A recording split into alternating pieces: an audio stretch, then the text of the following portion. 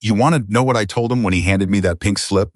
Madison Carter looked down at her toolbox, jaw tight, her voice steady as iron. I told him that the only thing he managed to fire today was his own credibility. She picked up her tools one by one. She didn't cry. She didn't beg. She just packed her things and walked out the door. First, eaten, because some people deserve the satisfaction of watching you break. She bossed. If this story hits something deep in you, drop your city in the comments right now. Let me see how far this story has traveled.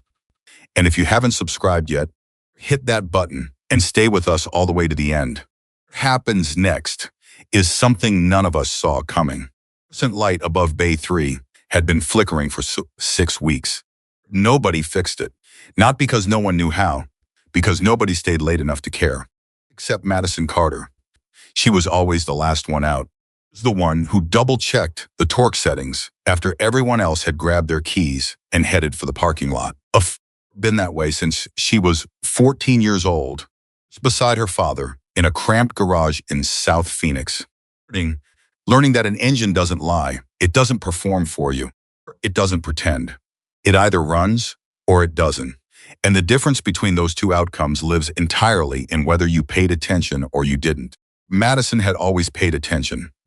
At 28, she was the best mechanic at Keller's Motorworks, and everyone who worked there knew it, including Thomas Keller himself, though he'd never once said it out loud. In a shop with 7 mechanics, she was the one the others brought their impossible problems to. A carburetor that wouldn't balance, a fuel injection system throwing phantom codes, brake assembly that had been rebuilt 3 times and still pulled left. Look at the thing for a moment. Just look at it. It's really study it the way a doctor studies a patient, and then she'd reach in and fix what nobody else had thought to check. It was a gift. She knew that. But she'd also worked for it, earned every inch of it. Her coworkers liked her. Ray Dominguez, who worked the lift beside hers, her doc, because he said watching her diagnose a machine was like watching a surgeon operate. Vega, the youngest mechanic in the shop, asked her questions constantly, answered every single one of them, because she remembered what it felt like to be the person who didn't know yet. And then there was Danny Pritchard. Danny had been at Keller's for 11 years. He was the lead mechanic, technically. His name was on the whiteboard at the front of the shop under senior tech, and he carried that title like a shield. He was 53 years old, and he had decided somewhere along the line that the way things had always been done was the same as the way things should always be done. He didn't hate Madison. It was more complicated than that. Resented what she represented, this young woman who'd walked into his shop 4 years ago without a degree, without a certification from any place he'd heard of, with connections, and who had simply started fixing things better than he could. The kind of resentment that doesn't announce itself. It just simmers. Madison knew it was there. She worked around it. She'd spent her whole career working around it. That Tuesday evening started the way most of her Tuesdays did. The rest of the crew had gone home by 6. Thomas Keller had locked his office at 5:30. He always left early on Tuesdays. About a poker game in Scottsdale that he'd been attending for 20 years. Madison had one more job ticket on her board, a 2019 Road King, with a primary chain that was skipping under load. It wasn't complicated work, but it needed to be done right, and she wanted to finish it before she left. She was halfway through the adjustment when she heard the sound. Not an engine, not street noise. A presence. She turned around. 2 motorcycles in Bay 7, the large bay in the far back corner of the shop that Keller used for overflow storage and the occasional specialty vehicle that needed extra space. Madison had walked past Bay 7 100 times in the last week without looking twice at what was in there. At night, something made her stop. The fluorescent light above Bay 3 flickered twice.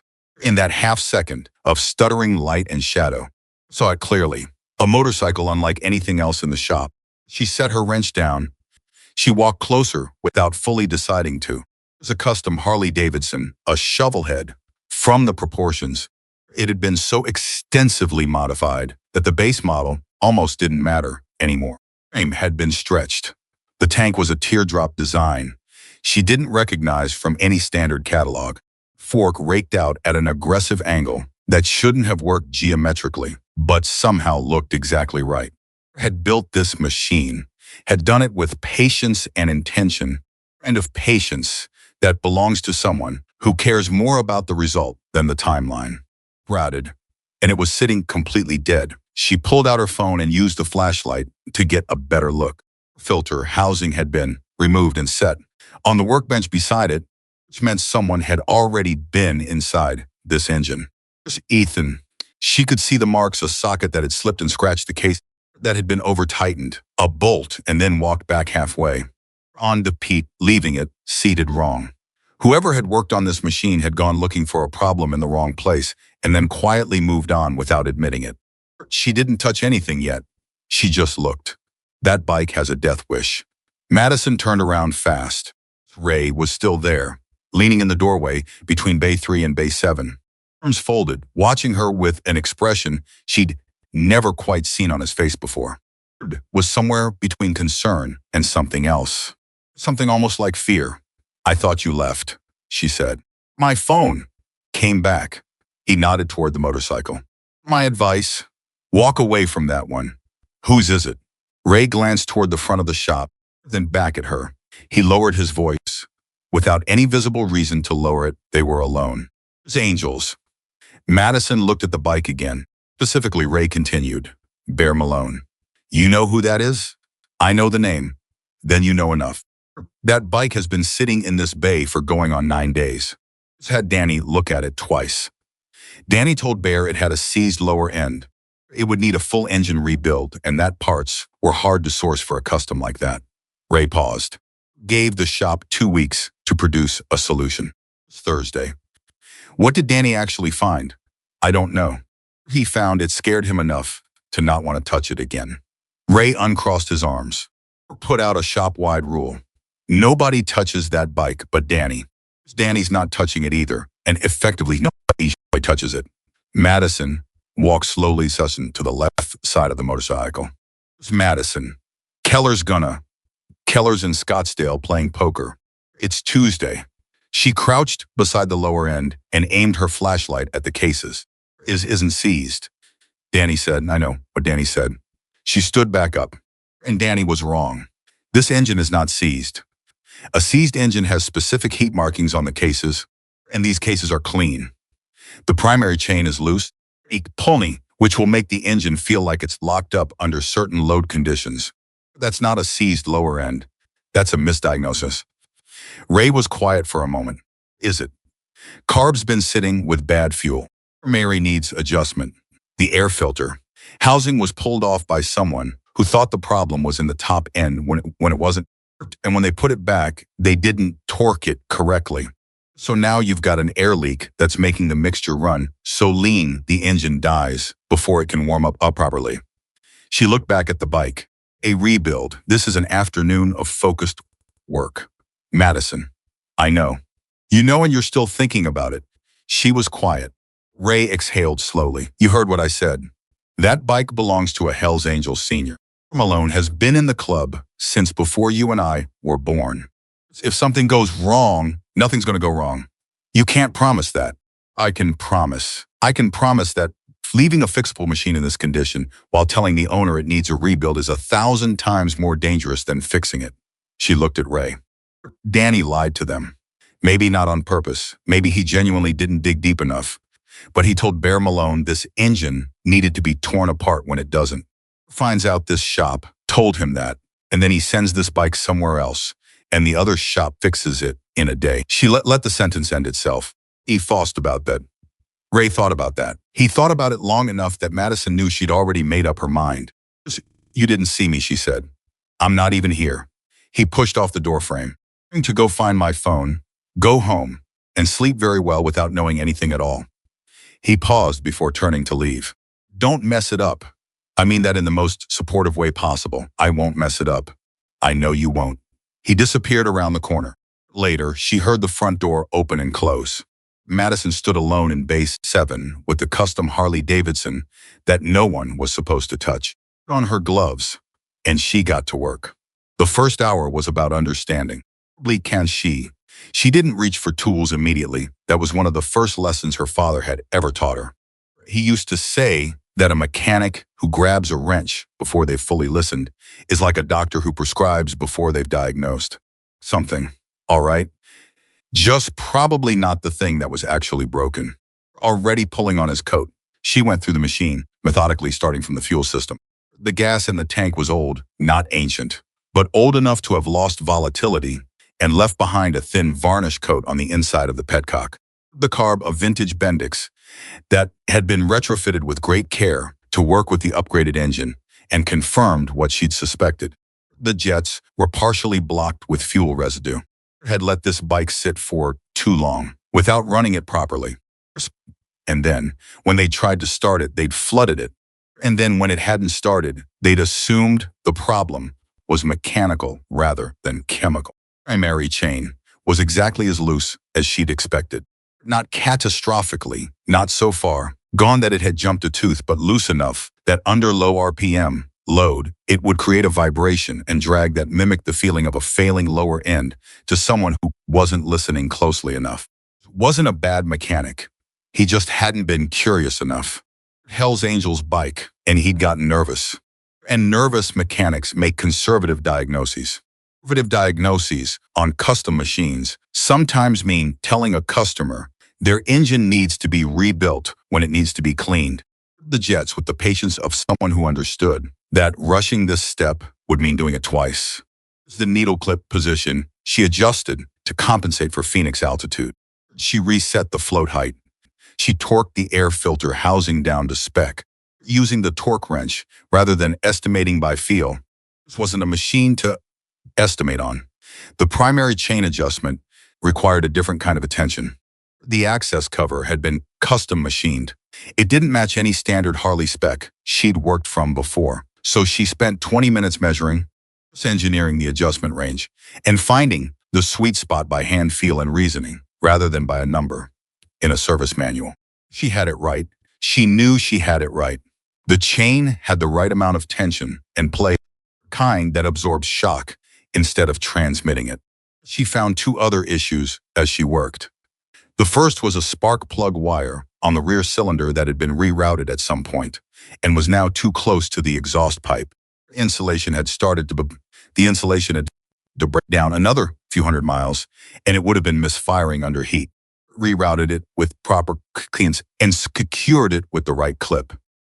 Was the throttle cable, which had developed a slight kink near the grip end, not enough to cause binding yet, but the beginning of a problem. She freed the kink and lubricated the full cable length. By the time she was done, it was 11:47 at night. She stepped back. She had replaced nothing. She had spent no parts budget. She paid attention to what the machine was actually telling her instead of what she expected to hear. Primed the fuel system. She stood behind the bike and reached over to the ignition. She wasn't going to sit on it. Someone else's machine, and she had enough respect for that, and she turned the key. The engine caught on the second kick, and then it settled into a sound that she had not anticipated. She had expected the machine to run adequately. She had expected to hear an engine that was functional. She heard instead was an engine that was magnificent. At idle, it had a sound that was low and even and patient, the sound of something that had been built by someone who knew exactly what they were doing. Under a brief throttle blip, it rose and fell with a smoothness that meant every cylinder was contributing equally. The timing was right, that the fuel mixture was right, that everything she'd done had landed where it needed to land. There for a long moment and just listened to it. She shut it off. Then she covered the bike, she cleaned her tools. Everything back exactly as she'd found it, except for the condition of the machine itself. She left no note. She signed nothing. She did not expect anyone to know she'd been there. Fixed. She just fixed it. It needed to be fixed, and because she didn't know how to walk away from something that was broken when she could see exactly how to make it whole. Off the lights in Bay 7 and went home. They came the way bad days always come. Ordinary on the surface, dangerous underneath. Madison was on her second cup of coffee, working through a brake job on a touring bike when she heard the front of the shop change. Her A sound, exactly. More like a shift in pressure, the way the air in a room changes when people enter it who are used to being noticed. Down her coffee, and in came the front of her lift. 5 of them. 4 men she hadn't seen before, and 1 man she recognized from the description Ray had given her, big, broad, somewhere in his mid-50s, a beard, and the calm, considered posture of someone who had long ago stopped needing to prove anything to anyone. The cut, without performing it. He was simply wearing it. We other men wear a coat. Victor Malone. Bear. Men with him arranged themselves without apparent coordination, 2 near the entrance, flanking Bear in a pattern that was clearly instinctive. Around the shop, nervously. They looked around it carefully. It was a different thing entirely. Thomas Keller came out of his office with his keys already in his hand and his smile already too wide. It meant he'd seen them from his window and had been hoping to intercept them before they reached the shop floor. Keller said, extending his hand, right on schedule. The bike. Bear's voice was quiet, the kind of quiet that had learned it didn't need volume. It's right through here. It's Danny, said. Raising his voice or turning around, he said it to Keller, but it landed on Danny Pritchard, standing near Bay 2, pretending to review a clipboard. Lose money. Danny looked up like I just heard his name called in a courtroom. Danny, 11 days ago, this engine needed a rebuild. Is that still where we are? Keller looked at Danny. Danny looked at his clipboard. We've been working through the diagnosis, Keller said carefully. It's a complex, bring the bike out. The words were still quiet, still patient. But something in the room changed when Bear said them, and Madison felt it from where she stood. Danny and one of the other shop mechanics went into Bay 7. Madison stayed where she was. She heard. The moment it happened before she saw it, she heard the sound of the engine catching, and she heard it settle into that same deep, even idle that she'd heard 3 nights ago at nearly midnight. Across the shop, she watched Bear's face change. It was a subtle change, a slight stilling around the eyes, a shift from braced patience to something much harder to categorize. Danny rolled the motorcycle out onto the shop floor. Did you do to it? Bear asked quietly. We continued the diagnostic work, Danny said, out that the lower end was not as compromised as initially assessed. And that's not what I asked. Bear walked slowly around the bike. He listened to it, the way Madison had listened to it carefully, without rushing. I asked what you did to it. Danny opened his mouth. The carb, Bear said, still walking around the motorcycle. Cleaned the carb, adjusted the needle clip, reset the float.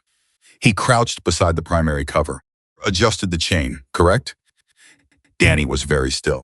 Cylinder plug wire, Bear continued, standing again, routed. The kink in the throttle cable gone.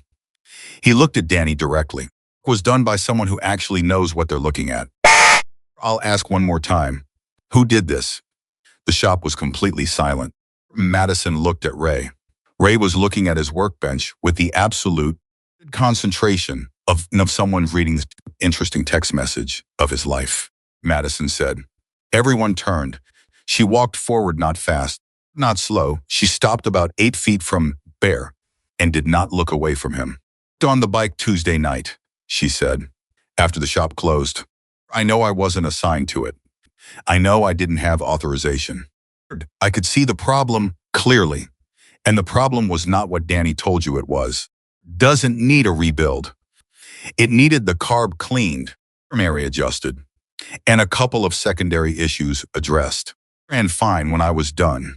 As you can hear, Bear studied her. He studied her the way she studied an engine without rushing, without assuming, taking in exactly what was in front of him. Hurry, he said. Why what? Why did you do it? You knew you weren't supposed to touch it. You knew there would be consequences.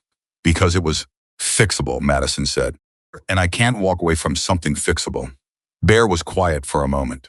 Something happened in his expression that she hadn't expected. It wasn't hostility. It wasn't gratitude yet either. It was assessment, and at the end of it, what she saw looked a great deal like respect. What's your name? Madison Carter. You've worked here long? 4 years. He nodded once, a small movement. She fixed it, he said to the men behind him. None of them responded visibly, but somehow the room changed again. He looked back at Madison. Thank you, he said simply. It's the most unadorned version of those two words she'd ever heard. In it. No condescension, just the plain acknowledgement of one person who knew what they were looking at. East Code, giving that recognition to another person who knew what they were looking at. Madison nodded back. You're welcome.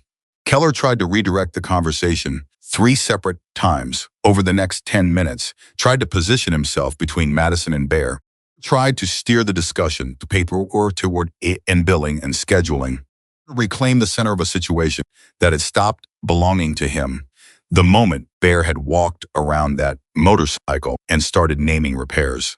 Answered him politely and without apparent irritation. But he didn't stop watching Madison.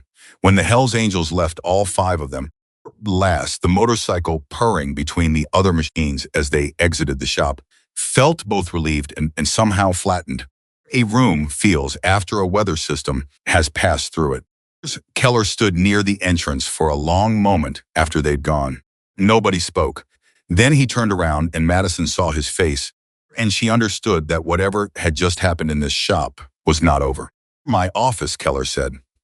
His voice was controlled in the way that something is controlled right before it isn't anymore. Now, she didn't make him wait. She walked straight to his office and stood in front of his desk and did not sit down, be pulling on his coat, because she'd learned that sometimes you choose whether you're going to be someone who stands for this or someone who sits for it. She'd made her choice years ago. Thomas Keller closed his door to his desk but didn't sit either. He stayed standing. He wanted this to feel level, which meant he'd already decided it wasn't going to be. That was an unacceptable breach of protocol. He started. I know you think so. Don't do that. Don't be dismissive. Violated a direct shop policy. I put a clear restriction on that vehicle and you ignored it. The restriction was based on a misdiagnosis, Madison said. Danny told Bear Malone the engine needed a rebuild. It didn't. If Bear had taken that bike somewhere else and the next shop fixed it in 2 days for $500, would have lost a customer permanently. I prevented that. You are not authorized to make that decision. Someone had to, not you, without my approval. Not on a customer of that. He stopped. And what kind of relationship I have to maintain? What relationship I have with the people who walk through that door? Do you understand the kind of I carry if something goes wrong with a vehicle like that? I understand that you were more afraid of them than you were interested in serving them. That followed that sentence was the silence that followed that silence she'd experienced in 4 years at this shop. His jaw was tight. His hands were flat on the desk. You're done here, he said. Madison heard the words clearly. She let them land. She didn't flinch, and she didn't argue, and she didn't try to walk them back. She could hear in his voice that the decision had been made before she'd walked into this room and possibly before the Hells Angels had even left the building. Final check will be processed by end of business, he said. Keys and your shop card with Linda at the front desk. All right, she said. That's it? All right. What would you like me to say? Thomas, he looked at her like he was waiting for something, anger, maybe, or tears or argument. Something he could respond to, something that would confirm he'd made the right call. She didn't give it to him. I fixed the bike because it was the right thing to do, she said. Me because you were embarrassed that I did it and you didn't. No, that's what this is. She picked up her phone from the corner of his desk where she'd set it when she'd walked in. You find someone who can do the work. She walked out of his office to her bay, found her toolbox, and began packing her things. A mechanic's toolbox is not a quick process. Tools in her chest that she'd had since she was 17. A set of combination wrenches her father had given her when she'd finished her first successful valve adjustment, marked with a small scratch on the handle of the 14mm where she'd slipped and cut her hand. Snap-on sockets she'd bought one at a time over 8 years because the quality was worth saving for. A digital caliper in a red case, a set of picks that she'd custom ground to her preferred angles. She packed everything with the same care she applied to everything else. Not fast, not slow, right. Ray came by first. He didn't say anything for a long moment. Just near her lift. He just stood with his arms crossed and watched her work. Idiot, Ray said finally. He's scared, Madison said. People do stupid things. You're being very generous. No, I'm being accurate. She wrapped her caliper in its case and set it in the top drawer. To be fine, Ray. I know you are. That's not what I'm worried about. Carlos came by next. E4, the youngest mechanic they had. He'd learned more from Madison in 18 months than from the 3 years before that, and he knew it. He stood at the edge of her bay with his hands in his pockets and said nothing at all for a while.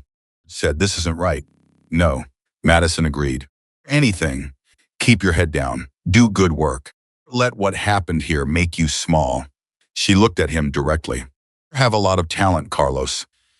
Don't let anyone fire you for it. Stop having it either. He nodded. He looked like he wanted to say something else and couldn't find the words for it. Understood, she'd been there. Even Danny came by, which she hadn't expected. He stood at the entrance of her bay and didn't look her in the eye right away. He did. When she could see something in his expression that looked like shame, wearing a thin disguise of defensiveness. I didn't think it was fixable, he said.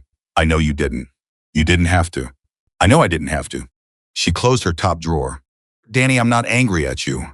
I made a decision, and I stand by it. There are no villains here. He looked at her for another moment. He said, very quietly, you were always better at this than me. She didn't know how to answer that. She just said, take care of yourself. She wheeled her toolbox out of Bay 3, past the lift that still had a Road King on it, with a brake job half finished, the main floor of the shop, where 3 other mechanics were very carefully doing their work with great attention to not looking up. Desk. And through the front desk where Linda, who had worked the front of Keller's Motorworks for 14 years, processed her final paperwork with the tight-lipped efficiency of someone who disagreed with every word she was typing. You'll land somewhere better, Linda said quietly as she passed the paperwork across. I know, Madison said. And she did know. That was the strange thing. She walked out of that shop with a heavy toolbox and no job and a clean conscience. Underneath the sting of humiliation was something that felt, against all logic, like clarity. She had done the right thing. She had paid for it. And somewhere in the arithmetic of that, she found that she was at peace with both sides of the equation. She loaded her toolbox into her truck. She sat in the driver's seat for a moment, and she took out her phone. Then she took out her contacts, not to call anyone yet, not to start the next thing, just to sit with the weight of where she was before deciding where to go. Phone rang before she could do anything with it. Unknown number. She almost let it go. She almost set it on the passenger seat and drove home first. Breathe, let herself be still. But something made her answer. She said, her old habit, the way she'd answered the phone since she was 21, and working her first shop job, and learned that answering with your name sounds like you know who you are. There's a pause on the other end. Then, Miss Carter, my name is Elaine Cross. I'm calling on behalf of Victor Malone. He wanted me to let you know he's aware of what happened today. Another brief pause. He asked me to tell you that he has a message for you, and he'd like to deliver it personally. Madison looked through her windshield. At the front of Keller's Motorworks, the sign she'd driven past 400 times, parking lot she knew by memory, the bay door that was already closed. Moving on. Tell him I'm willing, she said. Her truck in drive, and everything that was about to happen began. And fine. The address Elaine Cross had given her was a diner on the east side of Phoenix, the kind of place that had been there since before Madison was born, and would probably be there after she was. She found Bear already sitting in a corner booth when she arrived, a cup of coffee in front of him that he hadn't touched, his hands folded on the table, the way someone folded on their hands when they've decided to be patient about something that's testing their patience. His people were in the booth across the aisle. They acknowledged her arrival with a brief look and nothing else. Stood when he saw her, stood fully, not a half rise, not a nod, but completely to his feet, and gestured to the seat across from him. Thank you for coming, he said. You didn't have to do this, Madison said, sitting down. I wanted to. He sat back down. How are you? I'm someone who was fired 3 hours ago for fixing your motorcycle. I've had better afternoons. Something moved through Bear's expression, not quite a smile. A flinch. I heard what happened. I heard all of it. Word travels fast. In my world, it does. He picked up his coffee, looked at it, set it back down. Danny told Keller you'd worked on the bike before we arrived. Keller fired you. Madison was still for a moment. I didn't know that. Danny called Keller from the shop floor. We even left. Said you'd violated shop rules and he thought Keller should know. Bear's voice carried no heat when he said it, just the facts, without editorial, which somehow made it worse. Had made up his mind before he ever walked you to that office. She processed that down inside herself and let it settle. Let herself feel the full weight of it, not the anger. It's there, but not useful right now, but the clarity of it. Danny had called, while Bear was still there, while the bike was still running. He'd made a choice in that moment, and the choice had been about protecting himself. Ray, she said. Bear looked at her carefully. That's it. What would you like me to say? Most people would be angry. I am angry, Madison said, but I'm not going to sit across from you and perform it. That doesn't help me, and it doesn't change what happened. She wrapped her hands around the coffee mug a server had just set in front of her. She hadn't ordered it, and Bear had ordered it for her, which meant he'd thought about this ahead of time. What did you want to talk to me about? Bear was quiet for a moment. He's looking at her the same way he'd looked at the motorcycle, taking his time, not assuming. What do you know about who I am, he said. I know you're a senior member of the Hells Angels. You've been in the club. I know you've been in the club a long time. I know that motorcycle you brought in was built with serious care by someone who understood what they were building. She paused. I know that when you heard that engine running, you knew immediately that the problem had been misdiagnosed, which means you understand engines better than most people in that shop. Bear nodded slowly. My father was a mechanic. Ran an Indian dealership in Flagstaff from 1961 until he retired. Up inside engines before I was inside anything else. He paused. I know what proper work sounds like. I knew the moment that engine caught, that someone who understood the machine had been at it, and you wanted to know who. I needed to know who. He leaned forward slightly. You're Madison. I'm going to be direct with you. I don't have much patience for anything else. The people who did this work, the original builder of that machine, to mourn the man who fabricated the custom components, they matter to me. The quality of the work matters to me. And the people who understand that quality matter to me. All right, I have a facility, he said. A commercial shop. A private space where we restore and maintain specialty motorcycles, vintage, some one-of-a-kind machines for members of the club and certain trusted associates. A business in the traditional sense. It's more of an ongoing project. Been running it for 11 years. Madison was listening carefully. Lead mechanic, retired 8 months ago, Bear said.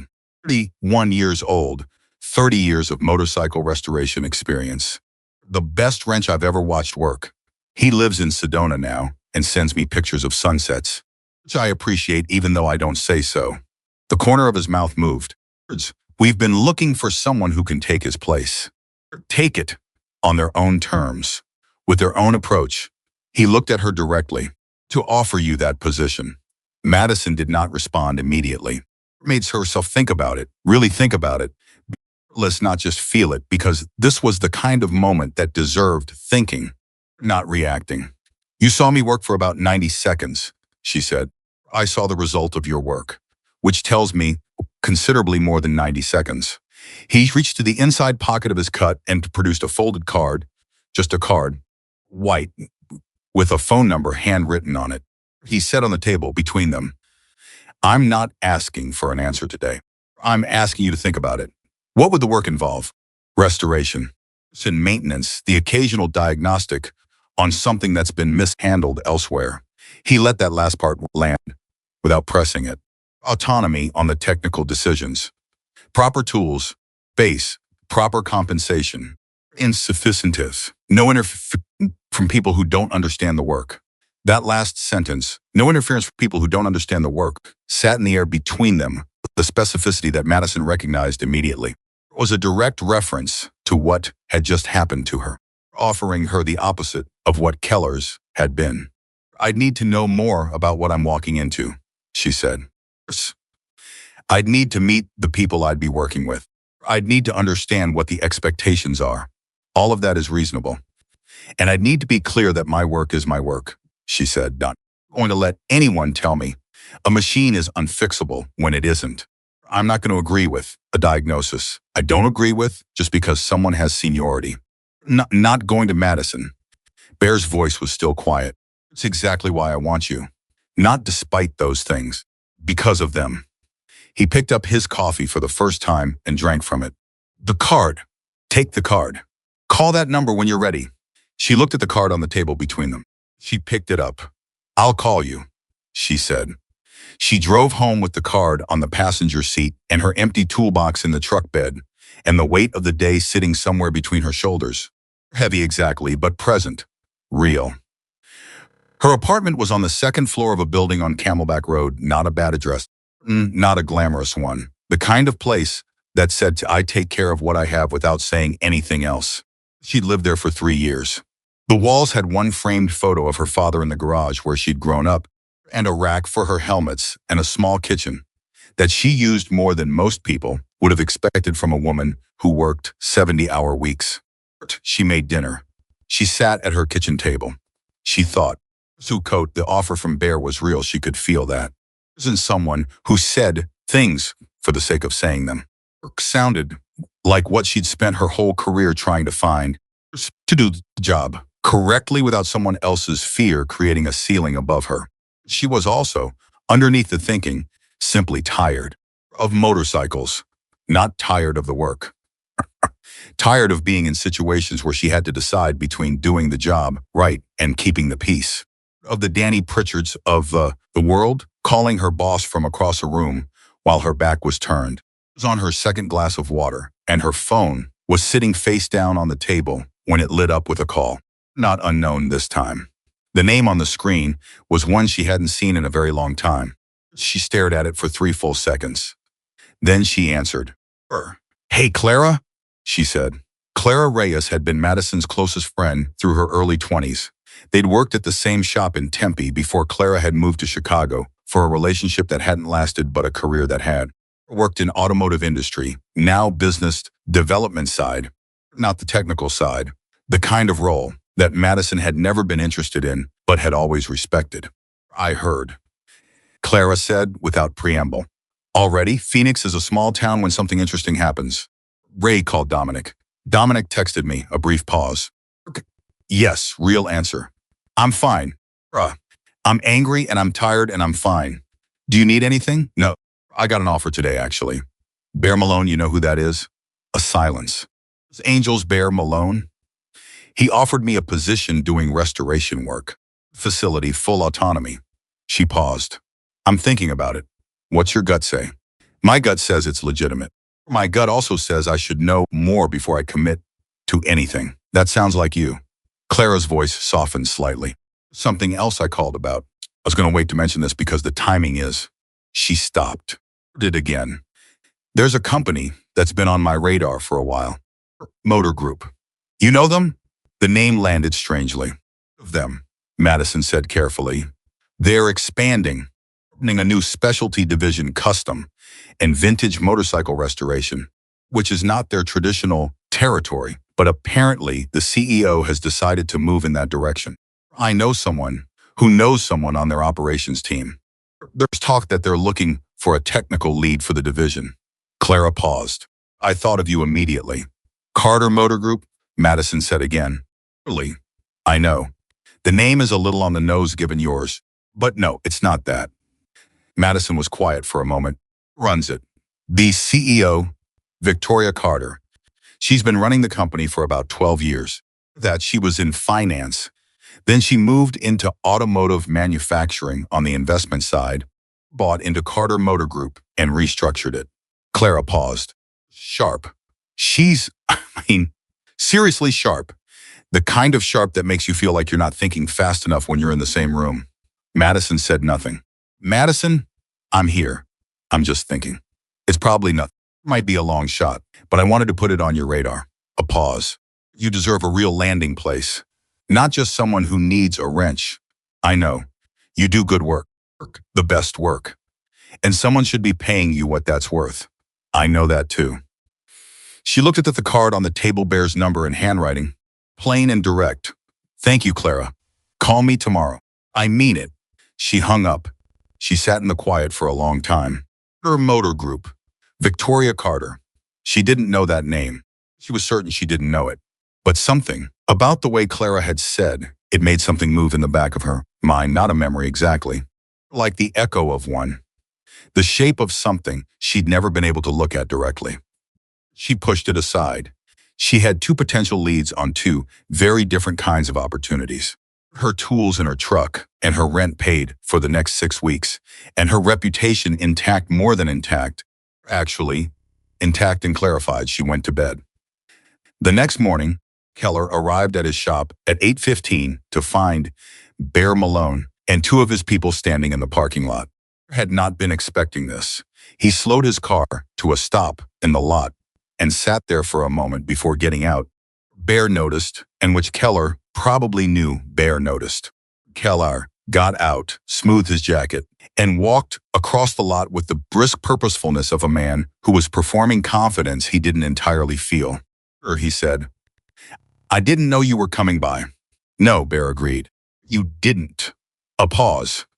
The two men with Bear stood relaxed and still in the way that people are still when stillness is a choice rather than a default. Can I do for you? Keller said. I want to talk about what happened yesterday. The employment situation is an internal matter. I appreciate your... I'm not here about the employment situation. Bear's voice was the same temperature it always was, level. Unhurried, absolute. I'm here because I want to understand something. That mechanic, Madison Carter, she fixed my bike in a single evening. She diagnosed correctly what your lead mechanic couldn't diagnose in 11 days. She did it without being asked, without being paid extra, without any expectation of recognition. He paused, fired her for it. She violated shop policy. She served a customer without your authorization, Bear said, which is not the same thing as without good reason. He looked at Keller steadily. I've been bringing vehicles to this shop for 6 years. In that time, I've referred 4 other club members here.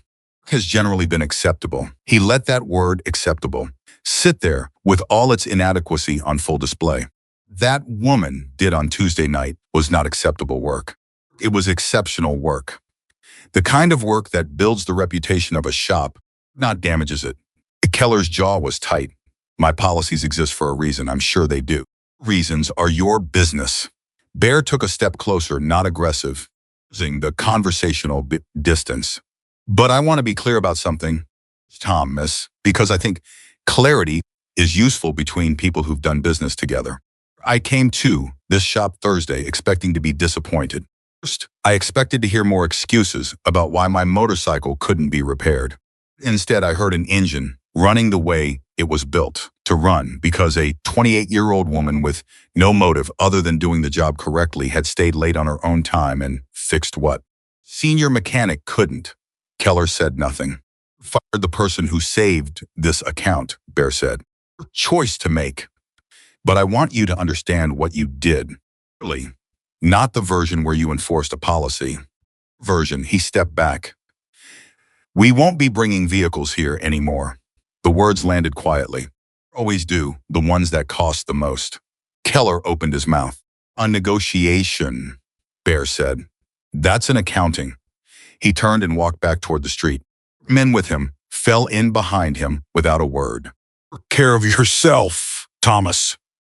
Madison was in the middle of her 3rd cup of coffee and her first genuine attempt at figuring out what came next when her phone rang with the unknown number again. Lane Cross, she assumed. Some follow-up from Bear about the offer. She needed to know. She needed till she could make a decision. She answered with the same flat directness she always used. Miss Carter. The voice was not Elaine Cross's. It was a woman's voice, measured, precise, unfriendly, but not warm yet either. Of someone who had spent a long time learning to control the temperature of rooms with nothing but language. My name is Victoria Carter. I'm the CEO of Carter Motor Group, East Oak. I apologize for calling without introduction. I was given your number by someone in my network who believes you may be relevant to a conversation I need to have. Madison's hand tightened slightly on the phone. Carter Motor Group, she said. Good. Then you know something about what we do. A brief pause. About what happened to you yesterday. Circumstances under which you left your position. Word travels fast. In certain circles, yes. Another pause is one more deliberate, the kind of pause someone uses when they're deciding whether to say the thing they actually came to say. I'd like to meet with you. In person. I believe we may have a great deal to discuss. About the technical lead position? A silence brief. But then, among other things, yes. Among other things. Morning. That phrase lived in Madison's ear for the rest of the morning. Among other things. Not because of what it said, but because of what it didn't. The particular way someone phrases something when they know the full answer would change the question. Clara, I just got a call from Victoria Carter, she said, when Clara picked up. Made a sound that wasn't quite a word. Then, already? She said she'd heard about what happened. To meet Madison. Clara's voice was careful. It's not how CEOs of companies that size operate. It's not people do not call a fired mechanic the day after she gets fired unless what? A pause. There's something they're not saying. That's what I thought. Madison looked at Bear's card, still on the table. I told her I'd meet her. Of course you did, Thursday. Flying in from Chicago. A longer pause. She's flying in from Chicago. It's in Phoenix. That's what she said. Madison. Clara exhaled slowly. I don't know what is happening, but I think something very large is happening. Thursday felt different from the moment she woke up. Dressed carefully, not formally, but intentionally. Jeans. The kind of boots that said she worked for a living without apologizing for it. A jacket that had been a birthday present from her father the year before he died. Gray. The kind of quality that doesn't announce itself. Meeting was at a hotel downtown, not the lobby. Big meeting room on the 4th floor that Victoria Carter's assistant had reserved. Madison, coat.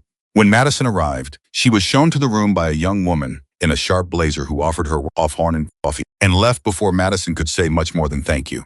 She sat, she waited. She was not nervous, or rather, she was nervous.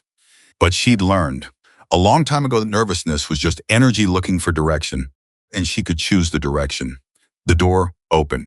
Why Carter was 52 years old, and she looked like someone who had earned every year of it.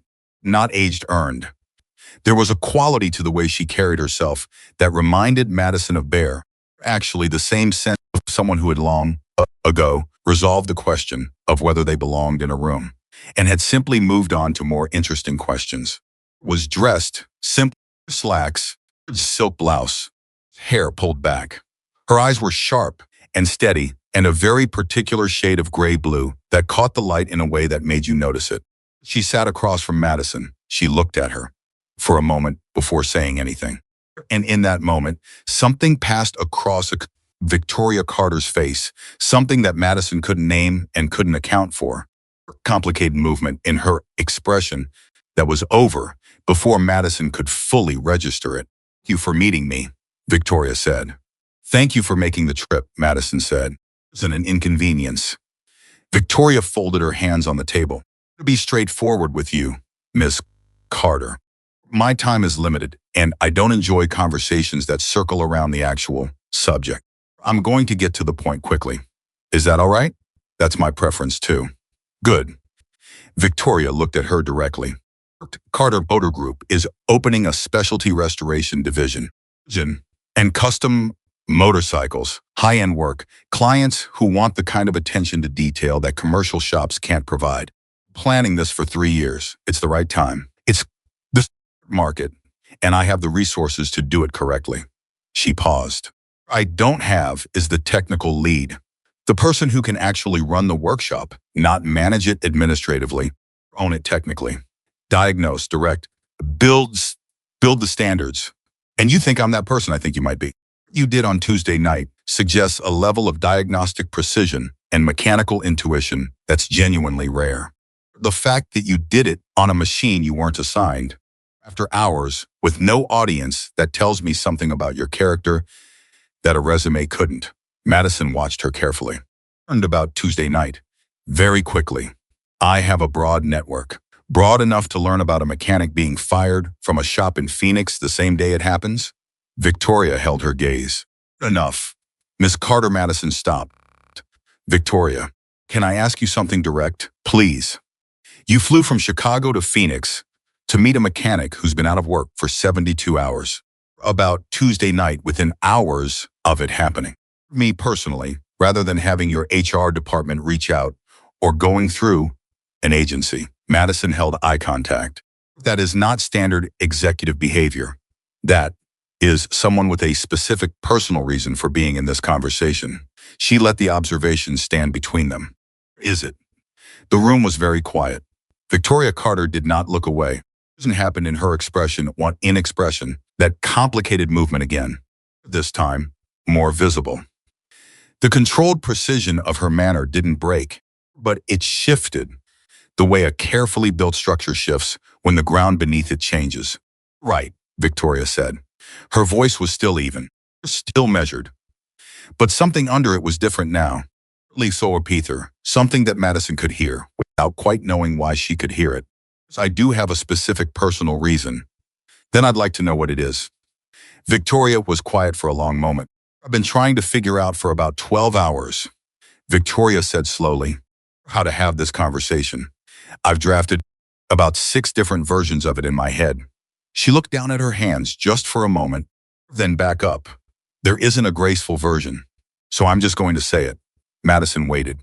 Her name is Victoria Carter, she said. My family name is Carter. A pause. Your family name is Carter. Lots of people are named Carter. Yes. Victoria looked at her steadily. His name was Robert. Robert James Carter. Up in Flagstaff. Moved to Phoenix when he was 23. He was a mechanic for most of his working life. She stopped. Does any of that? Madison's chest went very still. His name was Robert Carter, Madison said. The silence that followed. That sentence was unlike any silence Madison had ever sat inside. Victoria Carter really looked at her. She looked at an engine she was trying to understand, kind of taking in everything at once and letting the pattern form without forcing it. A blue eyes that caught the light in a particular way. The shape of her jaw. The precise, contained manner that somehow coexisted with something underneath it that was neither precise nor contained. Telling me. Madison's voice was steady. She was proud of it for being steady. Telling me that we have the same father. Yes, Victoria said quietly. It was. Not a job offer. Not a networking call. It's a sister. Sister who had flown from Chicago to Phoenix, not because she needed a technical lead for a restoration division, though apparently that was true, but because her younger sister had just been fired for doing exactly the kind of work that their father had spent his whole life teaching them to love. About it on the same day it happened, because she had been watching, really, from a distance, for a very long time. She had been watching. Madda snatched that information. She let it be what it was, without trying to make it smaller or larger. And then the anger came clean and quiet and real. Long, she said. Victoria didn't pretend not to understand the question. In years, she said. I found out about you 7 years ago. When Dad, she stopped. Corrected. When our father passed away. Documents. His lawyer contacted me. A pause. 21. You were already working. Already building something. 7 years, Madison said. She stopped. Took a breath. Let the breath do its work. You never reached out. No. Victoria's voice was steady, but it cost her something. Madison's could hear what it cost her. I didn't know how. And I convinced myself that reaching out before you'd proven your own path would be that you deserved the chance to build something that was completely yours. A door someone else opened for you. That's a very clean justification, Madison said. I know. It's also not entirely wrong. Madison looked at her, but it was still a choice. You chose not to reach out. You're going to have to own that it was a choice. I do own it. Victoria held her gaze, own it completely. The room was quiet again. Madison looked at her hands. Then back up. Tell me about him, she said. Tell me what you knew about him before I did. And Victoria Carter, who had built a company from a failing business, who had sat across tables from CFOs and lawyers and investors and never once let the surface of her crack, took one careful breath, and then began to tell her younger sister about the man they had both, in different ways, spent their whole lives trying to understand. Phoenix went about its afternoon the way it always did, loud, from oblivious. Inside that fourth floor meeting room, something that had been broken for a very long time was beginning to be seen. Victoria talked for 40 minutes without Madison interrupting her once. That was not Madison's natural mode. She was someone who asked questions back, who moved toward clarity rather than waiting for it to arrive on its own. But something about the way Victoria spoke carefully, softening the hard parts, without asking for absolution, made Madison go still and just listen. Robert James Carter had been married twice. Victoria's mother was first a woman named Helen Cross, already pulling on his coat, whom Robert had married at 24 in Flagstaff and divorced at 31 when the marriage had collapsed, under the weight of two people who loved each other but couldn't figure out how to live together. Victoria had been 9 when her parents separated. She'd stayed with her mother in Flagstaff, seen her father on weekends and summers, a relationship with him that was affectionate and real, but always crossed a distance, conducted over a gap that neither of them had created, but both of them had to navigate. Had moved to Phoenix at 33. He'd met Madison's mother at 35. He'd had Madison at 37. I didn't know about you until you were born, Victoria said. Me. He sounded like himself, but more so. Happier than I'd heard him in a long time. He told me he had a daughter. She paused. Her name was Madison. Did he tell you about me after that? Sometimes. Not as often as I'd have liked. Victoria looked at the table for a moment. Estranged, our father and I. But we weren't close the way we'd both gotten used to the distance. It's easier than it should be, getting used to distance. He talked about you, Madison said. Victoria looked up. Not by name, not specifically. A daughter in Flagstaff who was good at school, was going to do something with finance. Madison looked at her steadily. I was 12 when he told me that. I did and ask follow-up questions because I was 12 and I thought I'd have more time. Neither of them spoke for a moment. He died when I was 21, Madison said. Pancreatic cancer, Victoria said quietly. 7 weeks from diagnosis. I flew to Phoenix for the last 2 of them. Madison went still. I didn't see you there. You weren't in the hospital the day I was there. His neighbor, Mrs. Gallardo, she told me you'd been there all week and had gone home to sleep for a few hours. Victoria paused. And to come back. I'd bought a return ticket. She stopped. He passed the next morning. Madison looked at her for a long time. He was already pulling on his coat. She thought about a woman she'd never met sitting in a hospital room with their father while Madison slept 3 miles away. Of them separated by nothing but timing and the terrible ordinary logistics of dying. Didn't you reach out after the funeral? She said. This was even. She was working to keep it even, and she was managing it. Was at the funeral, Victoria said. This time the stillness that moved through Madison was different. Not grief, something sharper. The specific disorientation of learning that a moment you remember as one thing was actually another thing entirely, people in it you didn't see. I stood in the back, Victoria said. I didn't introduce myself. 21 years old and you just lost your father. And I was a 52. I was 45. Then I was a 45-year-old woman you'd never met, and I didn't know how to walk up to you at your father's funeral and say what I needed to. So you didn't. So I didn't. Victoria's voice was very controlled. And then I told myself I'd reach out when things settled. And then I told myself I'd reach out when you'd had more time. I started watching your career because I couldn't not watch it.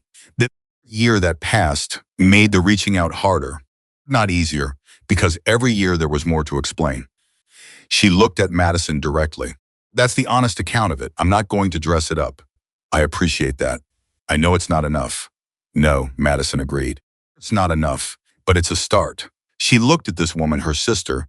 She was going to need some time to make real. and she felt the complexity of it, the thing that it was, not a clean feeling. Grief, or simple anger, or simple anything. Something with all of those inside it, compressed together into something she didn't have a name for yet. I need some time with this. Of course, that doesn't mean the meeting, to the conversation, to any of it. Madison picked up her water glass and drank from it and set it back down precisely where it had been. It means, and I need to think. I understand. Do you still want to talk about the job?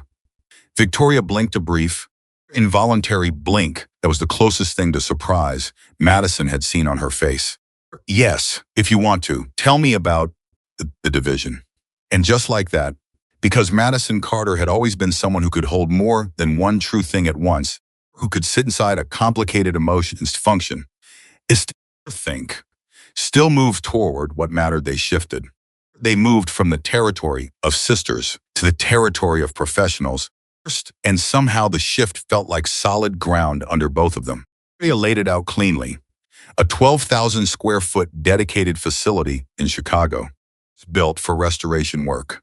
A staff of 6 support technicians already hired, in for a technical director to build the program around. List of 47 initial bookings, vintage machines, pieces, insurance restorations of high-value motorcycles already secured and waiting for commencement. Timeline of 8 months to full operational capacity. And running the technical side needs to be able to do everything, Victoria said. Not just wrench, train, set standards with clients on the front end, communicate with vendors, manage parts, sourcing for one-of-a-kind components that don't exist in any catalog. Complete role. She paused. I've interviewed 11 candidates over the past 4 months. None of them were right. What was wrong with them? They could do the work. Of them were technically excellent. Victoria looked at her steadily. But technical excellence without integrity is just competence. It's a job done until it doesn't. What you did Tuesday night, the reason I know about it, and it reached me in Chicago within hours, is because Bear Malone called someone in my network and told them that he'd found a mechanic who'd fixed his motorcycle after hours with no audience and no motive, that she could see it needed fixing. She paused. Traveled because it's rare. Actually rare. Not just uncommon. The world is full of people who do good work when someone is watching. Find someone who does it when no one is watching. That's what I've been looking for. Madison absorbed that. About Bear making that call. She thought about the network that connected a Hell's Angels senior member to a corporate CEO in Chicago, not the same world on the surface. Underneath it, the same currency. Trust, reputation, the weight that a person's word carries when it's never been cheapened. Have a condition, Madison said. I expected you might. I don't want this job because we share a father. She held eye contact. If I take this position, it's because I earned it. You looked at my work and decided I was the right person for the role on its merits. Because you feel obligated, not because you want to do right by the family situation. It's the job, it's the job. If it's family, that's a separate conversation. Victoria looked at her for a long moment. It's Madison, she said. I found out who you were 7 years ago. I've been watching your career for 7 years, not occasionally, consistently. I have a file, she said the word without embarrassment. File with your employment history, certifications, reviews, from shops you've worked at, industry mentions. I have been building a case for this conversation for years. The family situation is real and it matters to me, and we are going to have to deal with it eventually. She leaned forward slightly. The job offer is not pity. The job offer is the conclusion of a 7-year evaluation. You are the most qualified person I've found for this role. That you're also my sister is. She stopped, passed through her expression. It's a gift that I don't entirely feel I deserve. The sentence landed quietly. Madison let it land. She thought about her father, about the way he'd taught her to listen to an engine, about his hands on her shoulders when she'd done something right, about the photo on her wall that she'd looked at every day for 7 years. She thought about him sitting in a hospital room with a woman Madison hadn't known existed, of them thinking about her, not her, and none of them knowing what the other was thinking. "I'm going to need to see the facility before I commit," she said. "I can have you in Chicago by the weekend.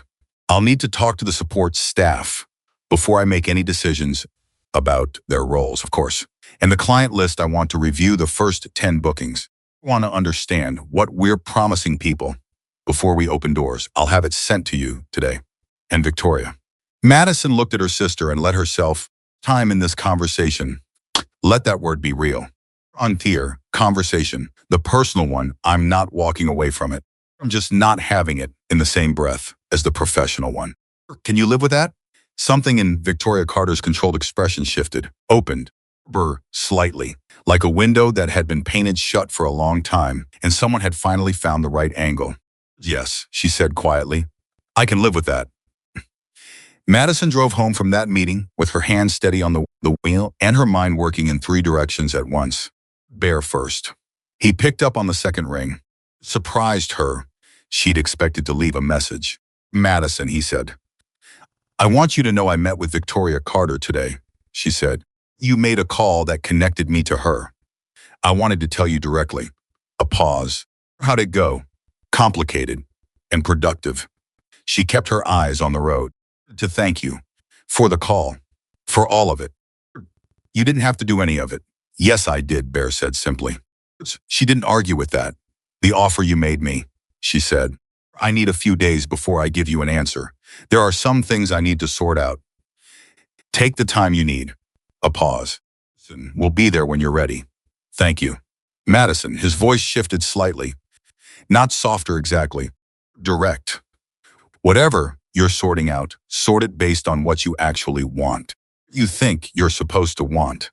Not what's easier, not what's safer." A pause. "You already proved you know the difference. Get that now." She thought about that for the rest of the drive home. List that Victoria's assistant sent over arrived at 6:17 that evening, 47 bookings. As Victoria had said, with detailed notes on each machine. Madison sat at her kitchen table with her laptop and went through every single entry. The machines were extraordinary. 1,948 Indian chief that had been in a family for 3 generations and needed complete restoration. 1,960 panhead that a collector had acquired in non-running condition. A custom build from the 1970s, a one-of-a-kind piece that had belonged to a musician, recently purchased at a state auction. A 1,952 Vincent Black Shadow that made Madison stop scrolling and just sit with it for a moment, because there were fewer than 200 of them left in the world. And this one had apparently been sitting in a barn in Vermont for 30 years. Real work.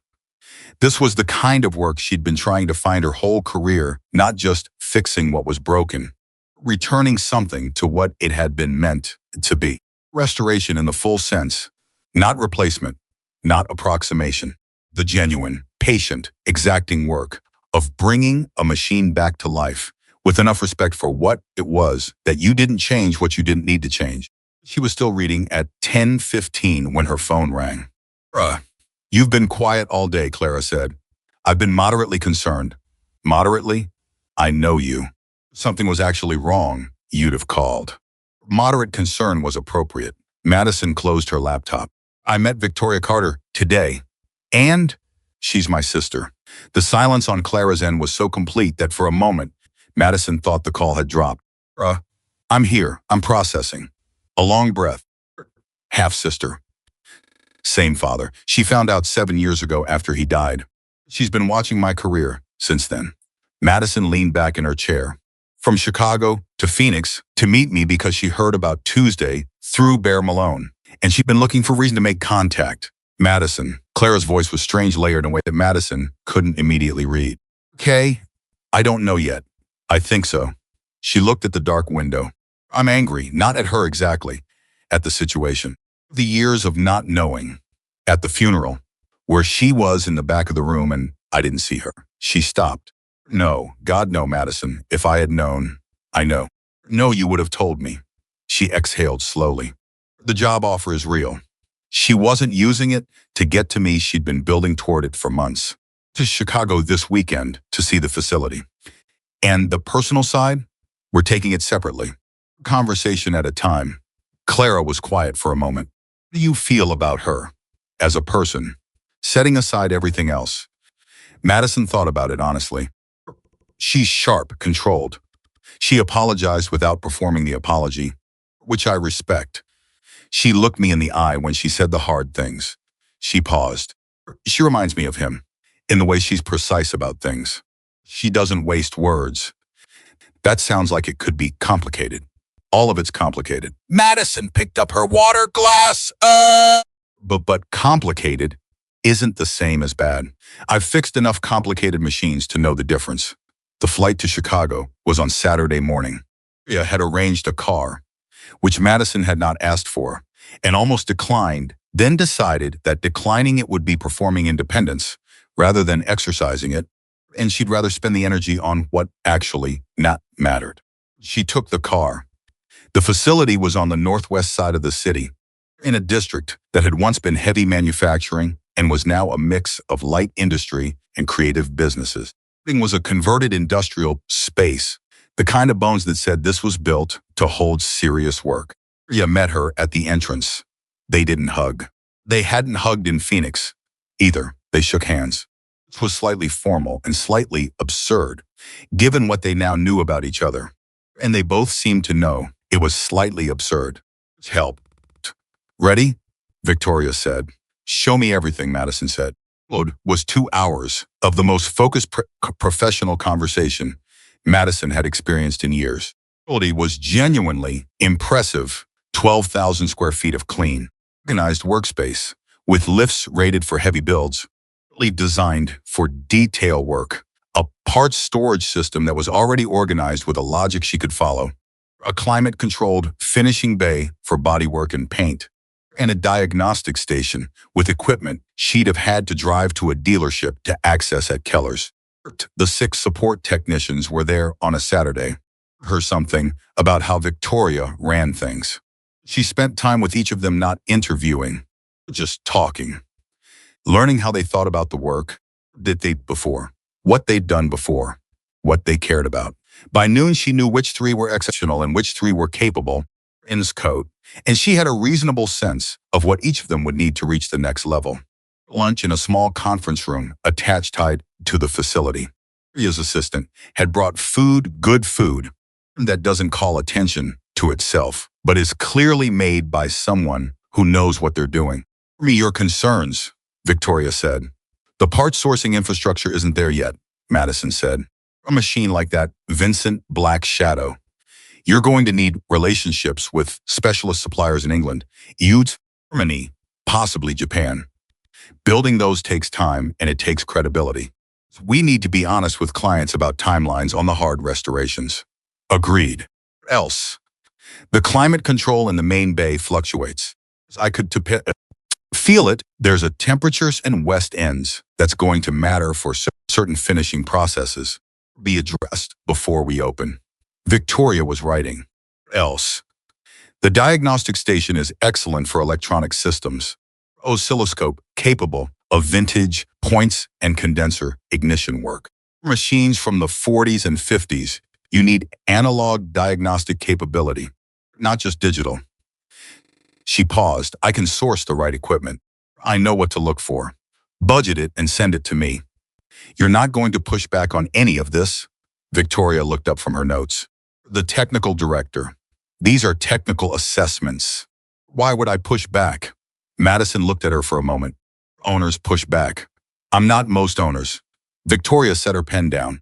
My job is to build the business infrastructure, secure the clients, manage the capital, and stay out of your way on the workshop floor.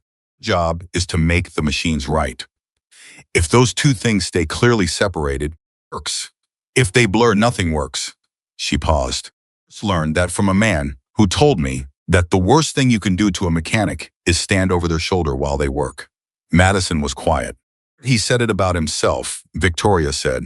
He said his own father had done it to him, and he'd spent his whole career fighting the impulse to compensate by telling other people how to do their jobs. She looked at Madison. He was talking about a shop he'd worked at in his 30s. I think he was also talking about us, in whatever way he knew how to talk about us. Madison looked down at the table. About her father's hands, the specific way he held a wrench, heated in his movements, the way heated since, explained things without ever making her feel like she was being taught. She thought about standing beside him at 17, adjusting a valve for the first time, and the silence after when the engine ran right, a silence that said everything it needed to without a word. Was he already pulling his coat?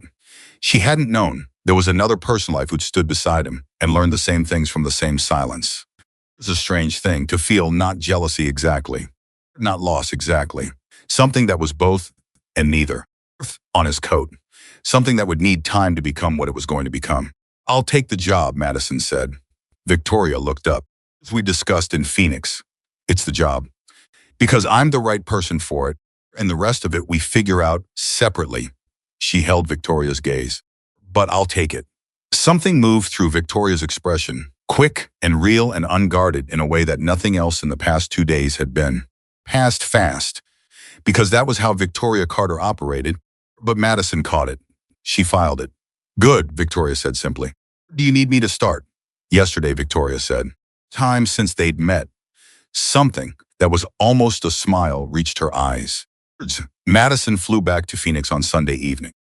She had 3 weeks to wrap up her life there. Her apartment lease had 60 days on it, which gave her margin, but she wanted to move clean and move intentional. She started making lists on the flight home, not because she needed lists to think, but because writing things down made them real, and she needed this to be real.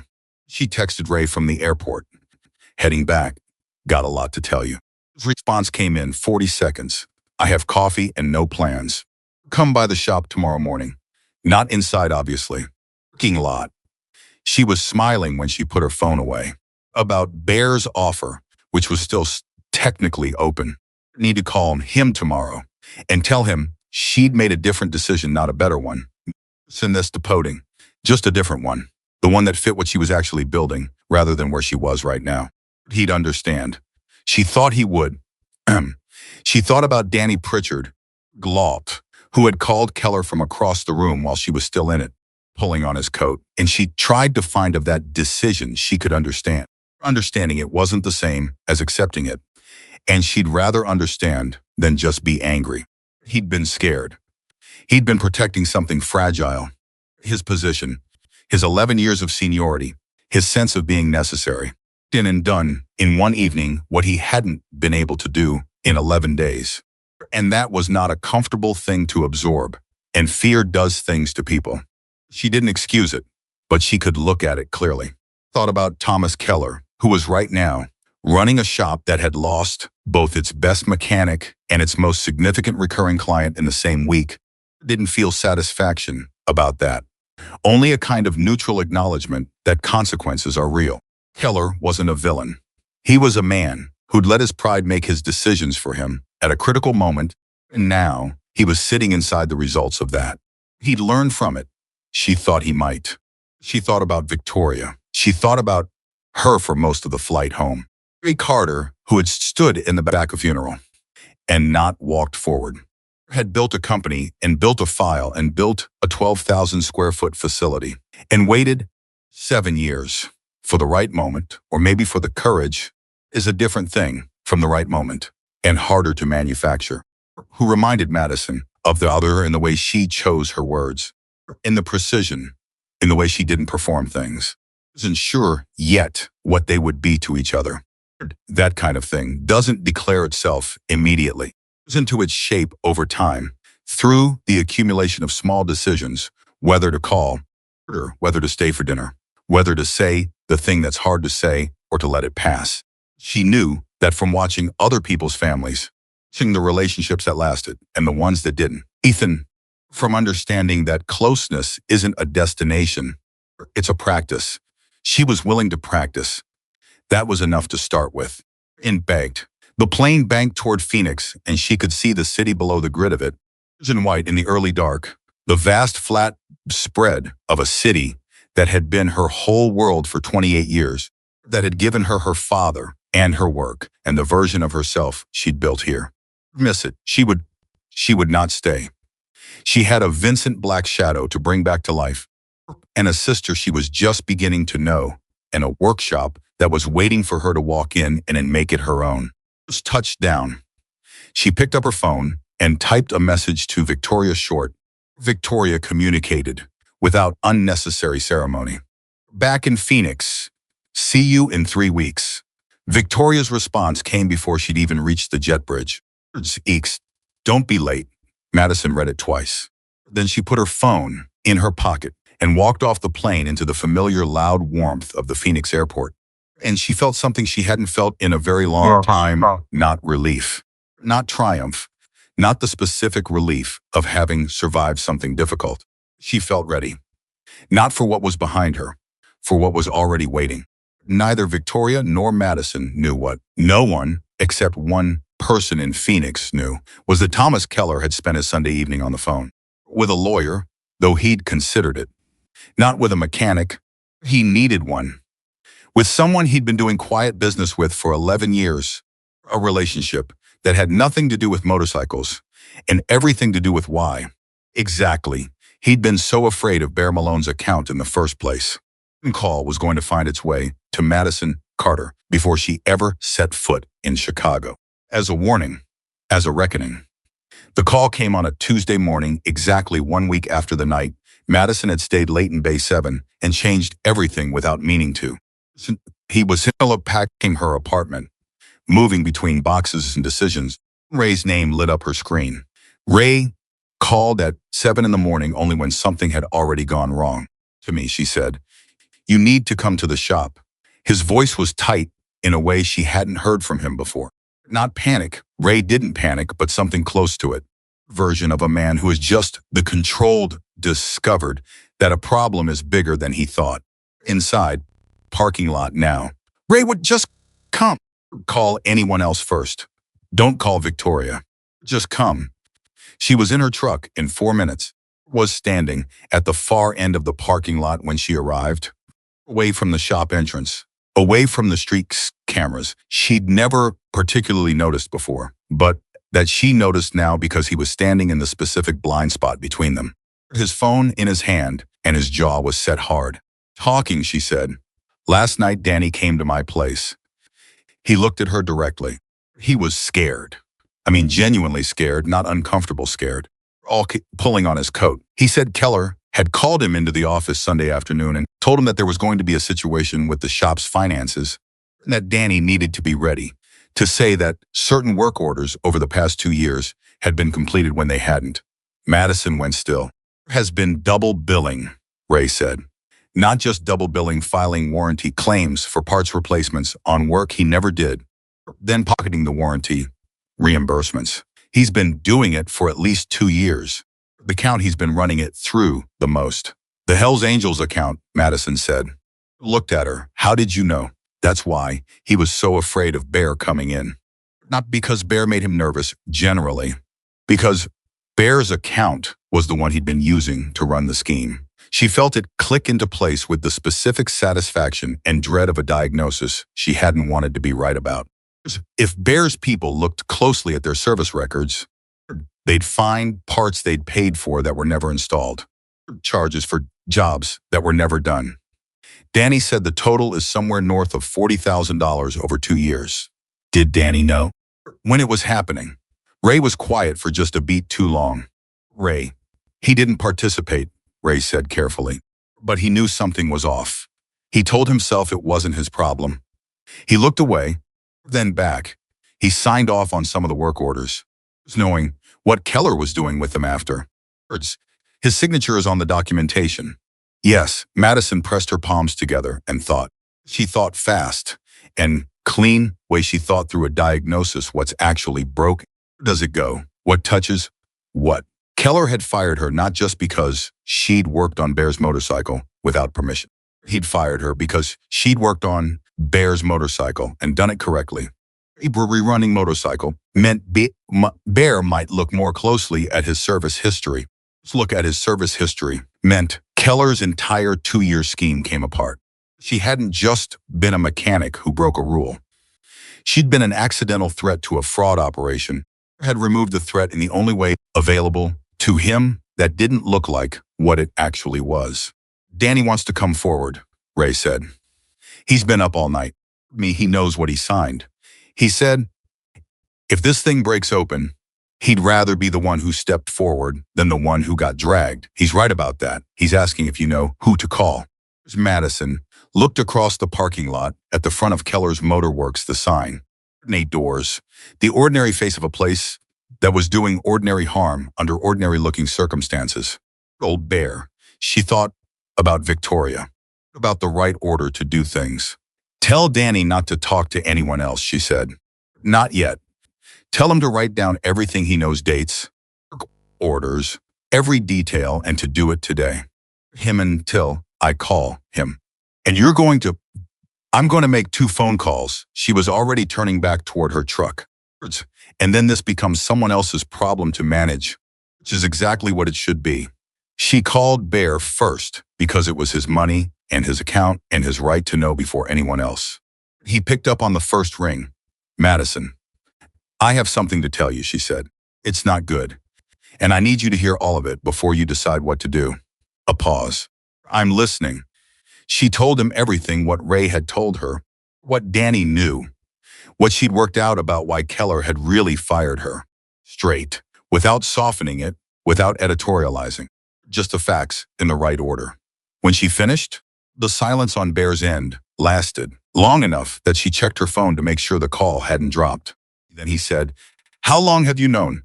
40 minutes. And you called me first. It's your account, Madison said. Money. You deserve to know first. Another silence. When Bear spoke again, his voice was exactly the same temperature it always was, which was somehow the most unnerving thing about it. No spike of anger. No heat. The flatness of someone who has moved through anger into something much more purposeful. Do you need from me? I need you to not do anything for 24 hours, she said. I know that's a significant ask. I know what this is, and I know how it looks, and I know what it must feel like to hear that someone you trusted was running a scheme through your account for 2 years. She kept her voice level. If you move on this right now, Keller gets ahead of it. First, he files this. Danny, who is actually trying to do the right thing here, gets buried under it. 24 hours to get the right people in position. Who are you calling? Victoria. However, Victoria's legal counsel says to call. A long pause. Hours, Bear said. Thank you, Madison. His voice shifted, still quiet, but with something in it that wasn't there before. You didn't have to bring this to me. You could have let it surface on its own. Have, eventually. Yes, she said. It would have. But you called me in 40 minutes. Bear. She kept it simple. You came to bat for me when you didn't have to. That's not something I forget. She heard him exhale slowly. Hours. This said again. He said, and she could hear in it that the decision was real, that it would hold, that he was the kind of man whose word was the same thing as a promise. Then I expect to be in the room. You'll be in the room, she said. Yeah, picked up before the second ring. Madison. What's wrong? Not a question, a statement. Someone speaks when they read a situation fast and don't need the preliminary. Madison told her. Same account she'd given Bear, same order, same level of detail. Victoria was quiet through all of it. Not passively quiet, she could hear her listening. Just active silence of someone processing rapidly. Solid is the mechanic, Danny. Solid enough. He's scared, which means he'll cooperate. He signed work orders he shouldn't have signed, which means he has legal exposure, which means he has an incentive to make a deal. Madison paused. He's a decent man who made a cowardly decision for a long time and is now trying to be different. I'm not in the business of destroying people for that. That's a more generous read than some people would give him. He came forward, Madison said, to Ray last night when he could have stayed quiet. That matters. All right. She could hear Victoria thinking, the slight pause, weight of a decision being made. I'm calling our legal team in the next 10 minutes.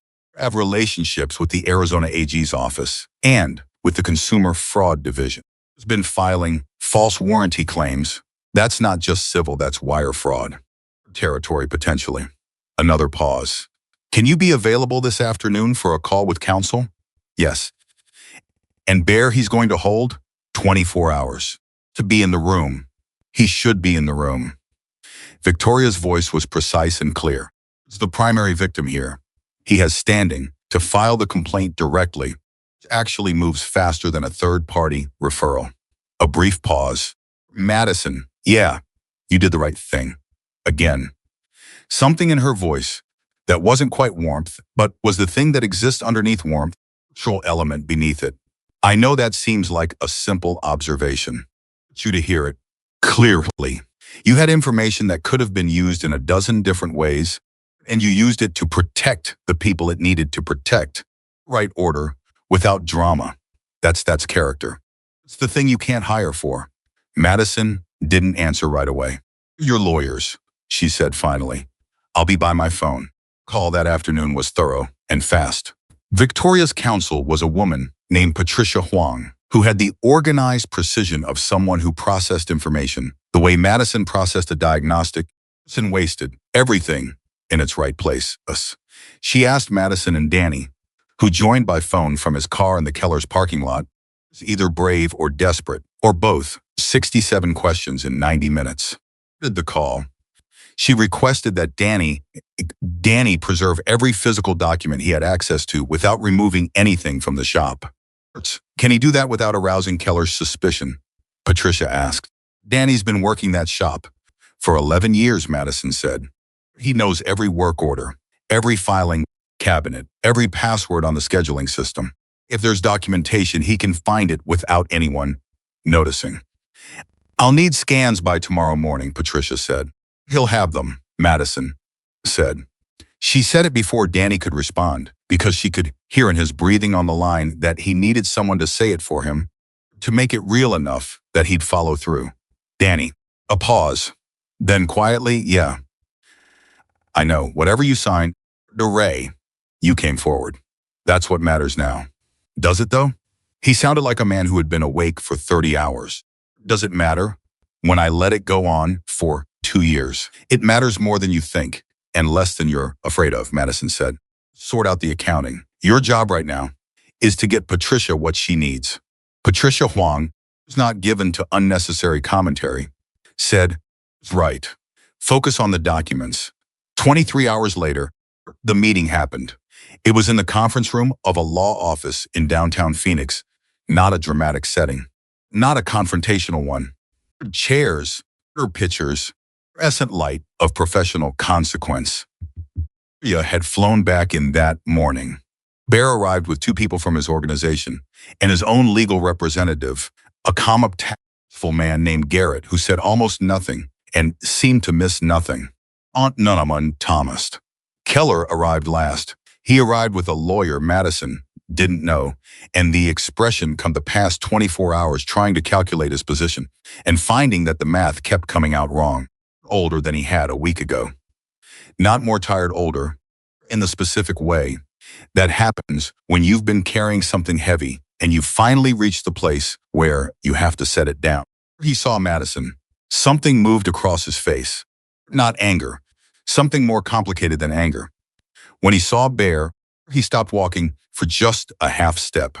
When he saw Victoria, whom he didn't know, whose name was not on the meeting invitation, he looked at his lawyer with an expression that said he had not been fully informed about who would be in this room. He leaned close and said something quietly. Sat down. Patricia Huang ran the meeting with the same organized efficiency she'd brought to the phone call.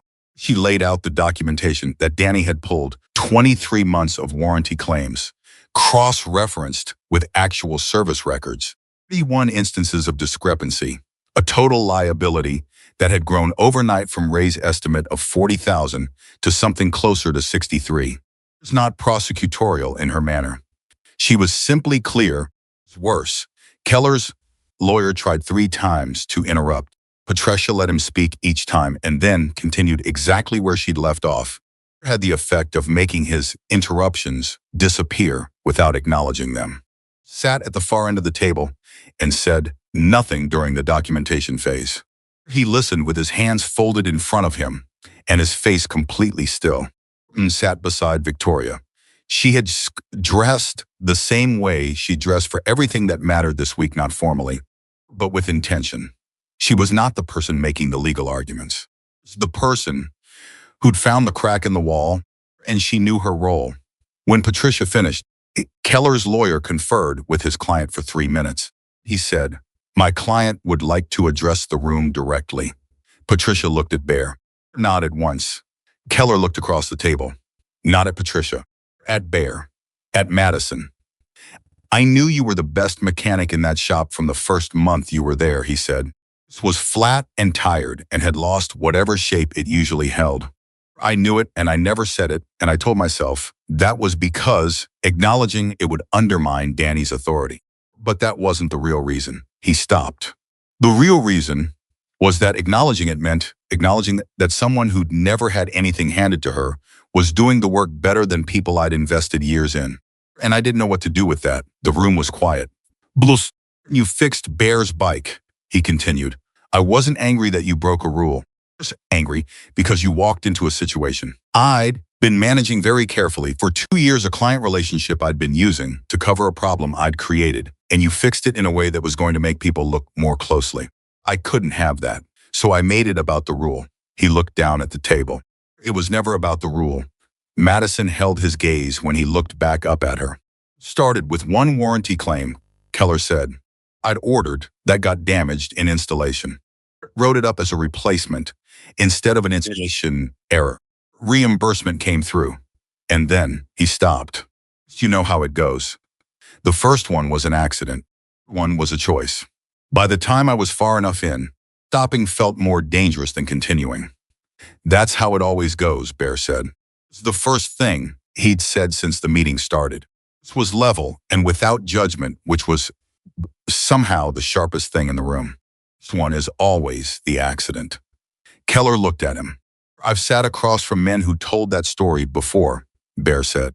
"They always leave out is the moment when they knew, when it started, when they knew it was wrong and kept going anyway." He paused. "Was that moment for you?" Keller was quiet for a long time. "About 6 months in," he said. "Okay." Bear looked at the table for a moment, then back up. "You cost me $63,000 over 2 years. You used my account specifically because you thought I was the kind of client who wouldn't audit the details." He paused. "You thought wrong. I didn't audit them because I trusted you. That's the distinction." Keller said nothing. "The trust is what I'm most interested in," Bear said. "Not the money. The money is recoverable, but the trust is not." He looked at his own lawyer. Garrett. Garrett opened the folder in front of him. Position is restitution in full. A signed confession of the scheme's scope for submission to the licensing board. Cooperation with any regulatory investigation that follows. He paused. "In exchange for that cooperation, we're not seeking criminal referral, leaving that to the discretion of the licensing authority." Keller's lawyer conferred again. Briefly, agreed, Keller said. And just like that, not dramatically, with any of the heat Madison might have expected, it was done. Not finished, not resolved in all its details, but the central question of it answered. Would pay back what he'd taken. Keller would pay back what he'd done. He would face whatever the licensing board decided to be significant and was going to be less than it could have been. And he knew both of those things. He stood when Patricia indicated the meeting was over, looked across the table at Madison one more time. "I'm sorry," he said. "Not because it would help me if you believed it. It's true, and because you deserved better than what I gave you." Madison looked at him for a moment. She thought about the day she'd walked out with her toolbox, about Linda, at the front desk, tight-lipped and efficient and secretly furious on her behalf. She thought about Carlos, who was 24 and talented, and watching what the adults around him did with every situation he saw them navigate. "I know you are," she said, "and I meant what I said the day you fired me. Person can make a mistake. It's refusing to admit it that destroys you." She held his gaze steadily. "You admitted it. That's something." Keller looked at her like a man who'd expected to be condemned and had been handed something he didn't quite know how to hold. Then he walked out. The hallway outside the conference room felt like fresh air after the specific contained atmosphere of the meeting, not different physically, not different in pressure, in what it required of everyone who stepped into it. Found Madison immediately. He didn't say anything for a moment. Looked at her with that same patient, steady assessment she'd come to recognize, the look that took its time and gave you its full attention. Destroyed him, Bear said. I know. You chose something different. Destruction would have made me feel better for about a day, Madison said. He's going to face through the licensing board will be real and it will last. It's not mercy. That's just a better outcome. Bear was quiet for a moment. The man who built my motorcycle, he said, he used to say something. He said, the difference between revenge and justice is that justice is still standing when you walk away from it. He looked at her. Understand that distinction. Not everyone does. My father taught me, she said. And then, because it was true, and because Bear had earned honesty from her, apparently it was the same lesson his other daughter learned from him. In different rooms. Bear looked at her carefully. Hey, Carter, he said. You knew? I suspected. When I made that call to my network, and it reached her so fast, he stopped. The name, and the way she moved when she heard what had happened to you. A pause. Normally moves differently than business. Even when it's trying to look like business. Madison thought about that. You didn't say anything. It wasn't mine to say. He held her gaze. He stopped, rearranged. Are you all right? With that situation, I'm getting there. She looked down for a moment, then back up. It's a lot to hold at the job, the history, figuring out what we are to each other, starting from scratch at 28. She paused. I'm getting there, but I'm getting there. Bear nodded slowly. For what it's worth, and I recognize it may not be worth much, given that I've known you about 10 days, you have more family than you walked into this week with. That counts for something. She looked at him. Victor Malone Bear, 55 years old. A man who'd been in the Hells Angels since before she was born. Come to a repair shop expecting disappointment and heard his motorcycle running right for the first time in months. Made a phone call because he believed a person who did good work deserved to have that work recognized. Had sat in a conference room for 2 hours and not once moved toward the dramatic version of the situation when the honest version was available. It counts for something, she agreed. Victoria came out of the conference room and walked toward them. A particular quality to her movement that Madison was starting to recognize, the careful, precise efficiency that was her natural mode, the quality that said, I know exactly where I'm going, and underneath it today, something slightly different, a lightness that hadn't been there before, the specific relief of a complicated thing being resolved. She stopped beside Madison. She looked at Bear. I owe you a conversation, Victoria said to him directly. On body pulling on his coat, account relationship with Carter Motor Group going forward. Interested. Bear looked at her, then at Madison, then back at Victoria. I'm interested, he said. They ate lunch at a restaurant 3 blocks from the law office, Victoria. Madison, Bear, and Garrett ate efficiently and said almost nothing, but seemed quietly satisfied with how the morning had gone. It was the kind of lunch where business and something more personal existed in the same room without either of them taking over completely. Madison was learning exactly how Victoria Carter preferred to operate.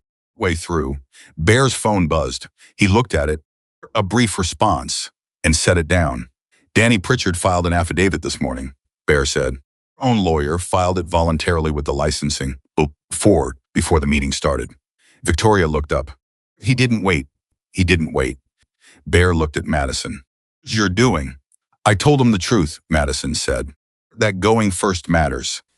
That cooperating voluntarily is different from being caught cooperating. She paused. He made his own decision. You gave him the frame, Bear said. What he did with it was his choice. But the frame matters. He picked up his coffee. Frame is often the whole thing. Madison thought about that. Thought about frames, the way a diagnosis is a frame, of looking at a problem that makes the solution visible or invisible, depending on whether the frame is right.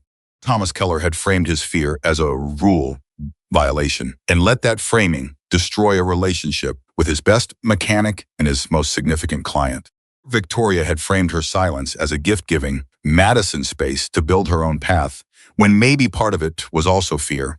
Fear of reaching out after too long and being turned away. Way Madison herself had framed fixing Bear's motorcycle as a simple mechanical decision, when really, it had been a choice about who she was and what she refused to compromise. The frame has consequences. You just don't always know which consequences until you're inside them. After lunch, walking back toward the parking structure, Victoria fell into step beside her. They walked without talking for half a block. Victoria said, "How are you doing?" Actually, it was the same question Clara always asked. Answer, not the performed one. "I feel like I've lived about a month in the last week," Madison said. "I'm fired." Said, "I'm hired." Said, "I have a sister. I find out my old boss was running a fraud scheme." A 60-year-old man confess in a conference room to the people he'd wronged. She exhaled. "Doing fine, I think.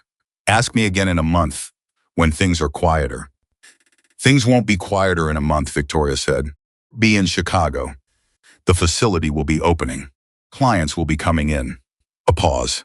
"But I'll ask again anyway." "Good." They had reached the parking structure entrance, and Garrett had gone ahead. It was just the two of them standing in the sharp early afternoon light, going about its business around them, ordinary and indifferent. Victoria turned to face her. "I have something for you," she said. She reached into her bag and produced a small envelope, the kind of envelope that holds photographs. She held it out. Madison took it. Inside were 3 photographs, ones printed in that particular color palette of pictures from the 80s, slightly faded, warm, the colors of memory. The first was a man in a garage, maybe 30 years old, kneeling beside a motorcycle with a wrench in his hand, up at the camera, with an expression that was halfway between impatient and deeply happy. Madison had never seen this particular photograph before. She knew that expression. She'd seen it on her own face. Photograph was the same man, a few years younger, holding a small girl on his shoulders. The girl was maybe 3 or 4, laughing at something outside the frame, her hands on top of his head. Madison turned the photograph over.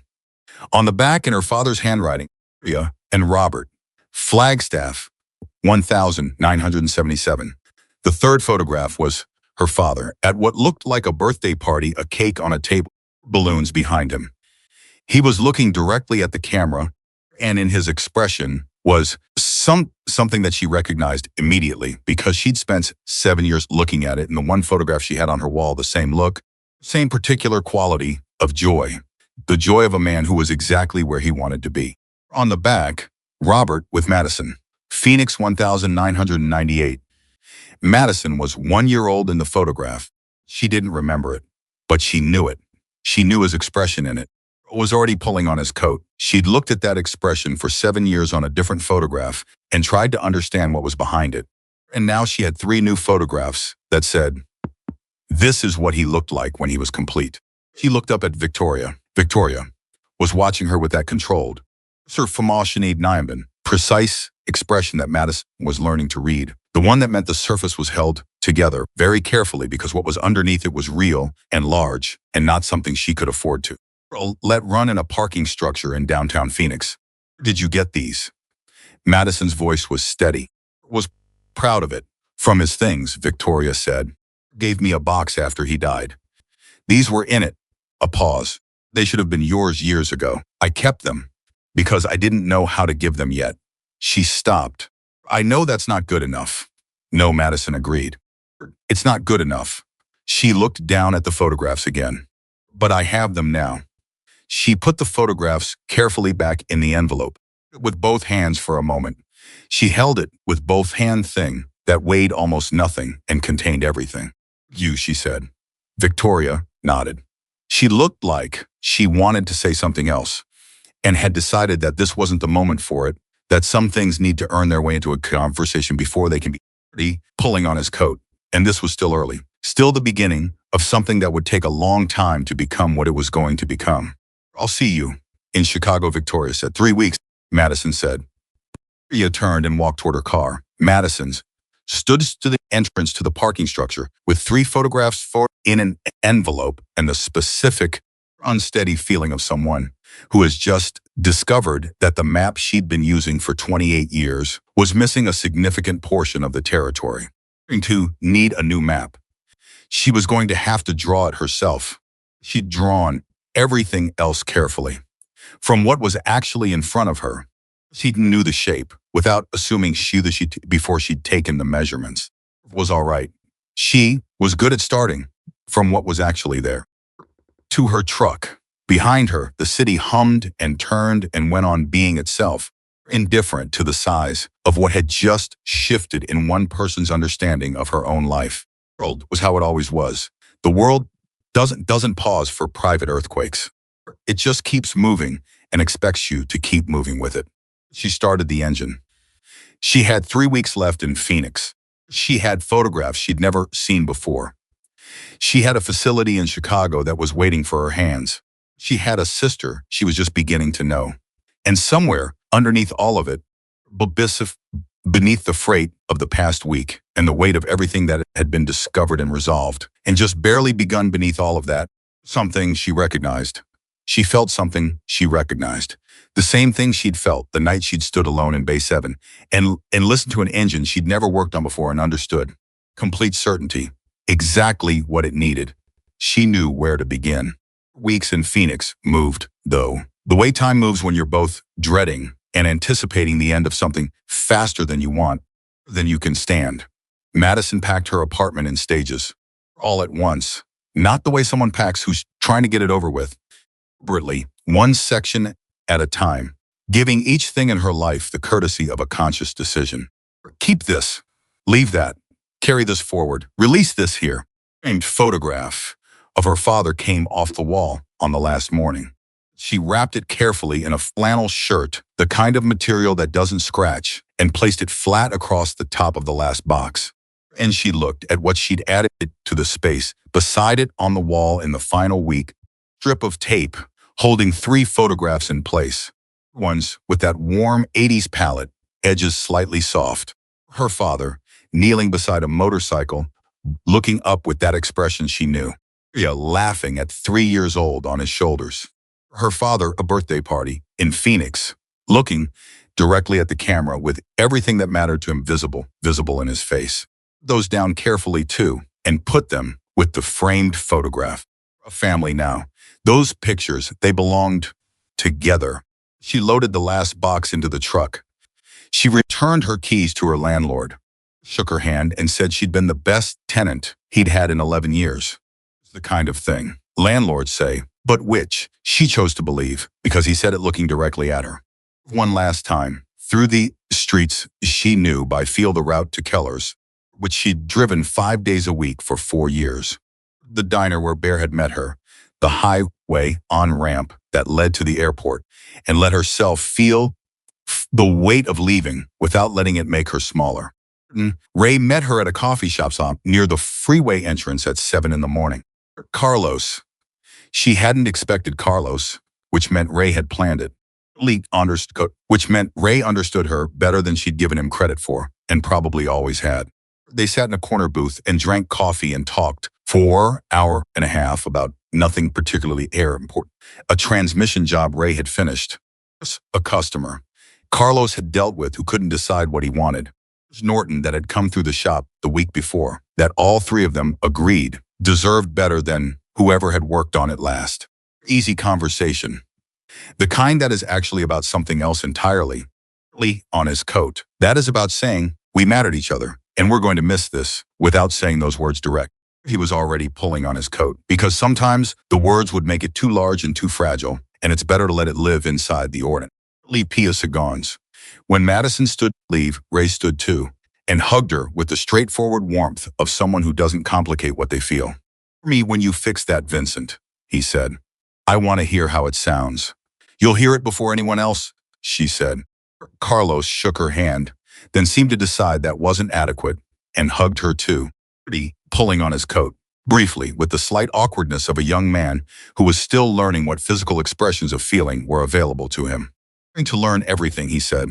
I'm going to be as good as you. better, she said. Is to be better. She drove to the airport, back at the skyline. Not because it didn't matter. She'd already held it long enough. But some things you look at until you've really seen them, and then you carry them forward in your chest rather than in your eyes. Chicago in November was a different world. Not just the temperature, though the temperature was significant, not just the gray-white sky and the wind off the lake that had a particular character she'd need time to understand. The city itself had a different density to it, a different weight, accumulated feeling of a place that had been many things over a long time and held all of them simultaneously. Yor met her at the facility rather than the airport. They'd agreed on that without discussing it. Much it was the right way for Madison to arrive, walking in through the workshop entrance rather than being collected and driven somewhere, entering through the work rather than through the personal. Maria seemed to understand that instinctively, which was one of the things Madison was filing away about her. It had a quality of reading what a situation's required and providing it without making it into a performance. It only looked different with her eyes on it as director rather than as visitor. Space, the same bones, but the way she moved through it was different, not touring, but claiming.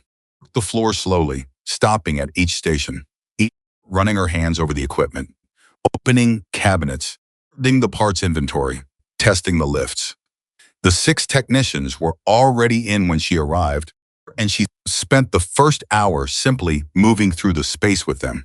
The piece, listen to how they talked about the machines, watching how they handled tools, learning the small things that tell you who someone actually is in a workshop, whether they wipe a surface before they work on it, whether they replace a tool before they reach for the next one, being on pat, whether they look at a problem, look for someone to tell them how to solve it.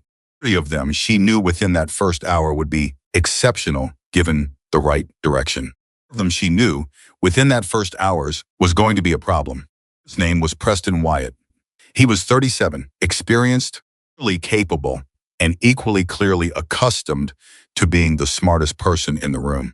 He had the particular manner of someone who performs competence rather than exercising it, small theatrical gestures with the tools, a habit of explaining what he was doing to people who hadn't asked, a way of answering questions that added a half-beat of condescension before the actual answer. Recognized the type. She'd worked around that type for her entire career. She waited until the end of the first morning before she addressed it.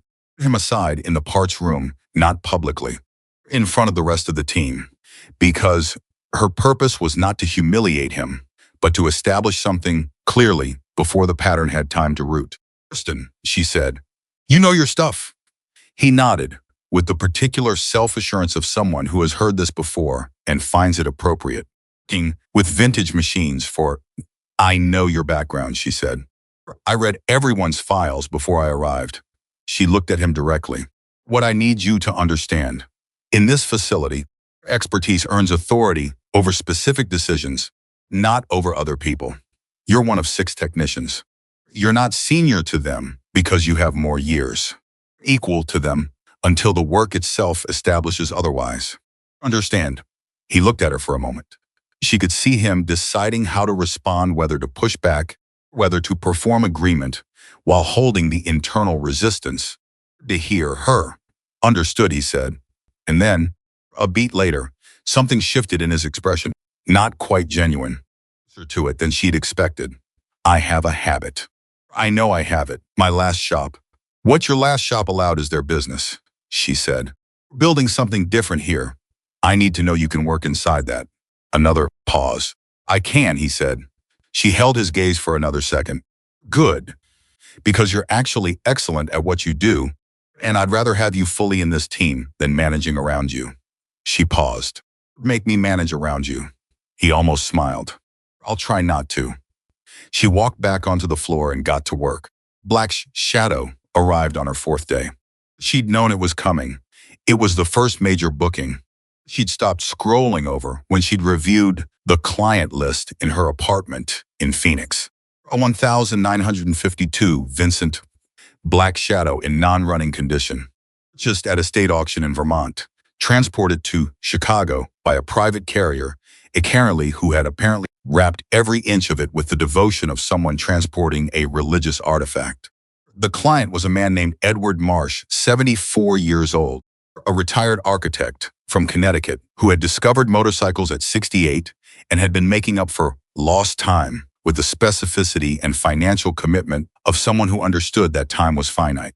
In to be present for the intake. He was waiting in the reception area when the carrier arrived, a compact man with white hair and the patient, attentive quality of someone who had spent a career paying attention to how things were built and what that said about the people who built them. Madison walked him through the intake process personally. Told him exactly what she saw, what was original. It had been replaced at some point and with what damage was present and how recent, what the realistic scope of restoration was and what the realistic timeline was.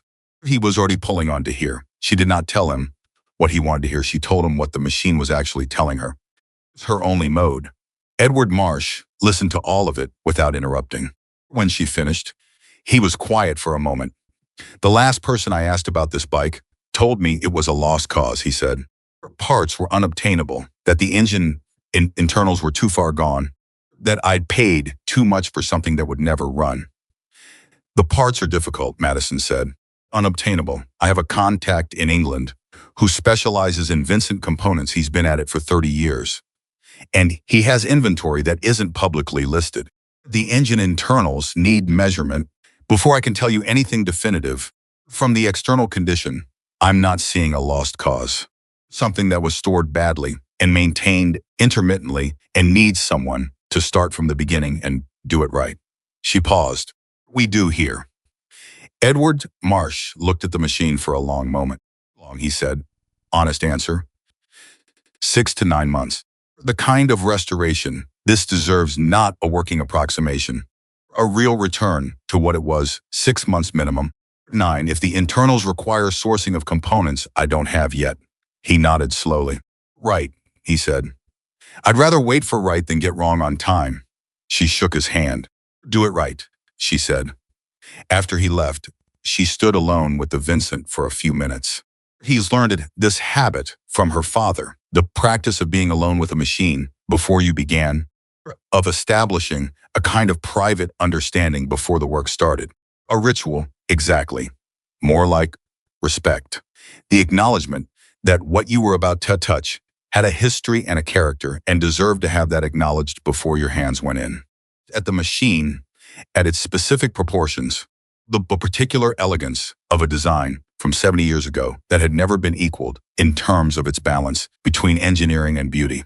About the man who had owned it before the auction, who had died and left it to be discovered in a barn in Vermont. About Edward Marsh, who was 74 years old and had found his love of motorcycles late and was spending whatever time he had left pursuing it with full commitment. Pulling on his coat, she thought about her father. She thought about a man who had taught 2 daughters in different rooms and different years, that the quality of your attention to the thing in front of you is the same thing as the quality of your character. That how you do the small work is how you do the large work. First, that an engine doesn't lie, and neither should you. Right, she said quietly, to the machine, or to herself, or to some version of him that lived in the part of her that he'd built. Let's see what you are. She reached for her diagnostic tools, and she began. 6 weeks into Chicago, Priya called her on a Sunday morning and asked if she wanted to have breakfast. Not a meeting, not a professional conversation with an agenda. Breakfast. Madison said yes without deliberating. They met at a place 3 blocks from Victoria's apartment, a small restaurant that had been there for decades, the kind that knew its regulars, and had no interest in impressing anyone who wasn't already converted. He was there when Madison arrived, which was the first time in their entire relationship that Victoria had arrived first, and Madison noticed it the way she noticed everything, filed it, gave it its appropriate weight. They ate and talked, and it was our mostly ordinary. Victoria's week, Madison's week. A client who had called 3 times with questions she couldn't answer because she didn't know enough about what she actually wanted. Supplier, a parts supplier in Munich who had been communicating exclusively in technical German that required Madison to dust off language skills she'd last used in college. Then, somewhere in the second cup of coffee, Victoria set hers down and looked at her sister directly. "I want to tell you something," she said, "and I want to say it clearly, not sideways." "All right, I wasted 7 years," Victoria said, "because I didn't care, because I cared too much and I was too afraid of the answer." She held Madison's gaze without performing the emotion it was there. Zico, visible, but controlled in the way she controlled everything. Didn't make it less real. "I've been thinking about what those 7 years could have been. We could have been to each other." She stopped. "I'm going to ask you to forgive me for them. Forgiveness is something you give when you're ready, something I can request on a timeline." "I know that," Madison said. "I want to tell you that I'm not going to waste any more." She picked up her coffee again. "Whatever we are to each other, whatever we are, figure out how to be. I'm not treating it like something that can wait anymore." Madison looked at her sister, thought about the word sister. She'd been turning it over in her mind for 6 weeks to find where it settled, what shape it had. It didn't feel the way she'd imagined a sister would feel. She supposed made sense because she'd imagined it at ages when imagination is mostly made of wishes. Thing was more complicated, more textured. Person you hadn't chosen, but who was made of some of the same material as you, be fairly pulling on his coat, who carried some of the same inheritance, who had learned some of the same things in different rooms. "You something," Madison said. Victoria blinked. Madison reached into her bag and put a small lost photograph on the table between them, a print she'd had made at a copy shop in Phoenix from the original in the envelope. Father at 37, with Madison at 1 year old, birthday cake, the balloons. That look on his face. "Had 2 prints made," Madison said. "One for me, you." She looked at the photograph. "It's his best look. He had this look when he was exactly where he wanted to be." Victoria looked at the photograph, looked at it for a long time. And then, time in 6 weeks of knowing her in the coffee shop where no one was watching and no one needed anything from her. And there was no professional context to maintain. Victoria Carter's control shifted slightly, just enough. Not breaking, just opening. Something opens when it's finally safe enough to. "I know this look," Victoria said quietly. "He had it when we fixed his car together once. 12. We were in the garage for 6 hours." She stopped. "Taught me mechanics properly. I think he wanted to, but I was a different kind of daughter than you." She looked up. "I think he recognized himself more clearly in you. He talked about you," Madison said.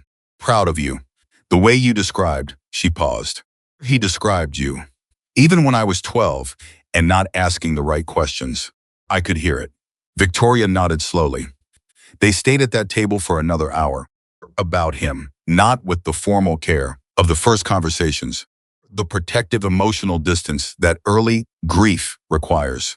The easiness of people who had finally found someone else who knew the same person, the same specific loss, who understood the shape of the absence because they'd been shaped by the same presence. It was not all comfortable. There were things said that landed oddly, required adjustment, that revealed how differently they'd experienced the same man. He had been different with each of them, not falsely, not inconsistently, but the way anyone is different with different people. The way a person contains many true versions of themselves and offers different versions to different relationships. But the discomfort was good discomfort. The kind that means you're inside something real rather than standing outside it performing. Lee pulling on his count. When they finally walked out of the restaurant, the city was going about its full mid-morning business around them. And the sky had done something unusual, for November cleared, lead briefly to a sharp winter blue that made everything it touched look more precise than usual. Ria put her hands in her coat pockets. "Same time next Sunday?" she said. Looked at her sister. "Same time," she said. Black Shadow started on a Tuesday in April. Taken 7 months and 4 days from intake to completion. Then her most optimistic estimate, exactly inside her honest one. Internals had required 3 components sourced from England, 2 from her contact in London. Lee Politsky One from a private collector in Bristol who'd had a Vincent in his family since 1954 and had spare parts the way old families have silver, and forgotten, and suddenly valuable. The restoration had been total and it had been exact. Component, original, or period correct. Every tolerance set to specification.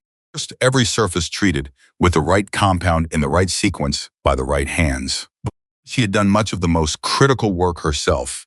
Befaute, not because her team couldn't be trusted, but because this was the machine that had arrived first, one that had stood in the facility, while she was still figuring out what this place was going to be. Felt a particular responsibility to it. Edward Marsh flew in from Connecticut for the start. Early at 7 in the morning, he was in the facility. Earlier than anyone expected, at a respectful distance, while Madison the spawn ran through the final pre-start checks. Ethan. She went through them without shortcutting any step, performing them for his benefit, without performing them or the benefit of the 5 technicians who were also there, pulling on his coat, all of them quieter than usual, all of them aware that they were watching something that mattered. Swans. When she was done with the checks, she looked at Edward. "Would you like to start it?" she said. He looked at her. "You. This is your machine," she said simply. "It should start for you." He stepped forward. He had learned, already pulling on his coat, to be comfortable around the machine in a way he hadn't been when he'd first brought it in. She'd made sure of that, including him, in conversations about the restoration, explaining decisions, never making him feel like he was on the outside of something that belonged to him.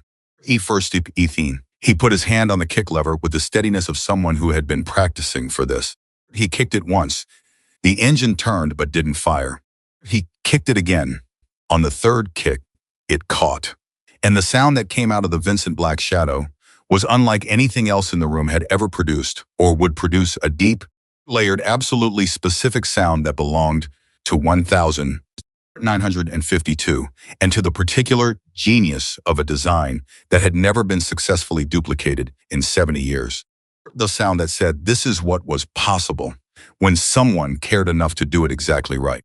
Already pulling on his coat, Edward Marsh stood beside the machine with his hands still on the bars and his face completely open in the way that people's faces open when they've heard something they weren't sure they'd ever hear. Nobody in the room said anything for a long moment. Madison said quietly, "That's what it's supposed to sound like." Edward looked at her. When it came, was rough in the way. Voices go rough when someone is holding something large very close to the surface. "Wrote a Vincent," he said. "Not this model. An earlier one." He talked about the sound for the rest of his life. Said there was nothing like it. Madison nodded. "He was right," she said. Arrived in Chicago on a Friday in May.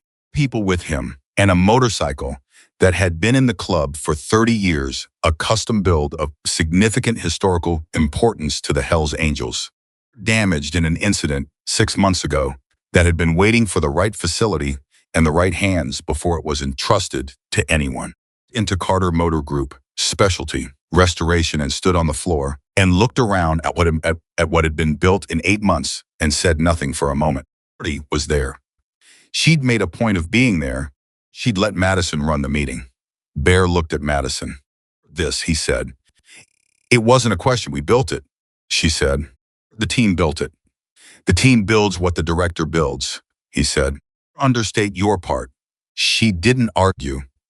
He walked the floor the way he walked everything carefully, taking his time, letting his eyes go where they needed to go. He looked at the Vincent Black shadow in the finishing bay, leaped back together and gleaming with the specific light of a machine that had been returned to itself. Looked at the workstations, the organizational systems, the way the space had been set up to serve the work rather than to impress visitors. "Father would have liked this place," Bear said. He said it without any setup, without any particular emphasis, in-level voice he used for everything. He said it to Madison, but he glanced at Victoria when he said it, which meant he'd done the math somewhere along the way and had filed it and was now offering it as what it was, a true thing. Simply stated. Victoria looked at him for a moment. Then she looked at Madison. "He would have been in here every day," Madison said, driving us insane with opinions about how we were doing things. "He had opinions," Victoria agreed. This was dry. slightly, in the particular way of someone remembering something with affection. Ones, Madison. Strong ones, Madison said.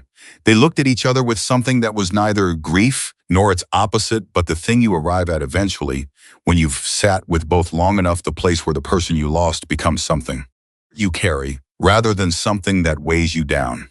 Bear watched both of them. He said nothing for a moment. Then he turned back to the damaged motorcycle and said, "Eat. Show me what you can do." The intake meeting for the Hells Angels restoration lasted 3 hours. Thorough and specific and technically demanding. And Madison drove every part of it. Preston, taking notes on the mechanical scope. Preston had been in this facility for 8 months and had become, against what might have seemed like early odds, one of the most valuable members of the team. A man who had learned to direct his considerable expertise inward toward the work rather than outward toward his colleagues. The pulling on his coat, who had discovered that being actually respected for what he could do was more satisfying than performing authority he hadn't earned.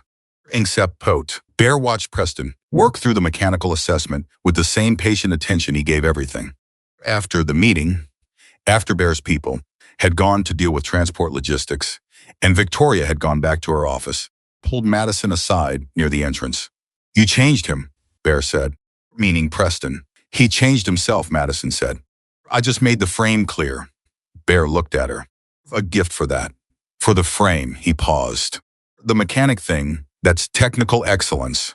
It's real, and it's rare.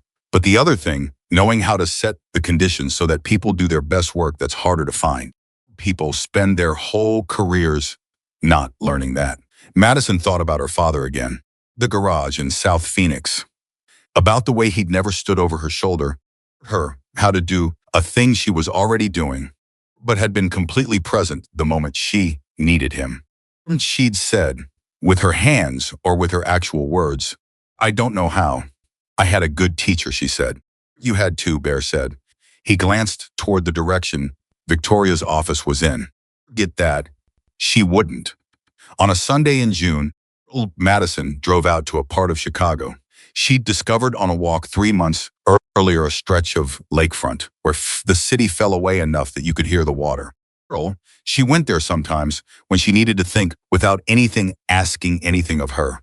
On a bench with her coffee and her phone and a photograph she'd taken out of her bag, the birthday party photograph, with the cake and the balloons.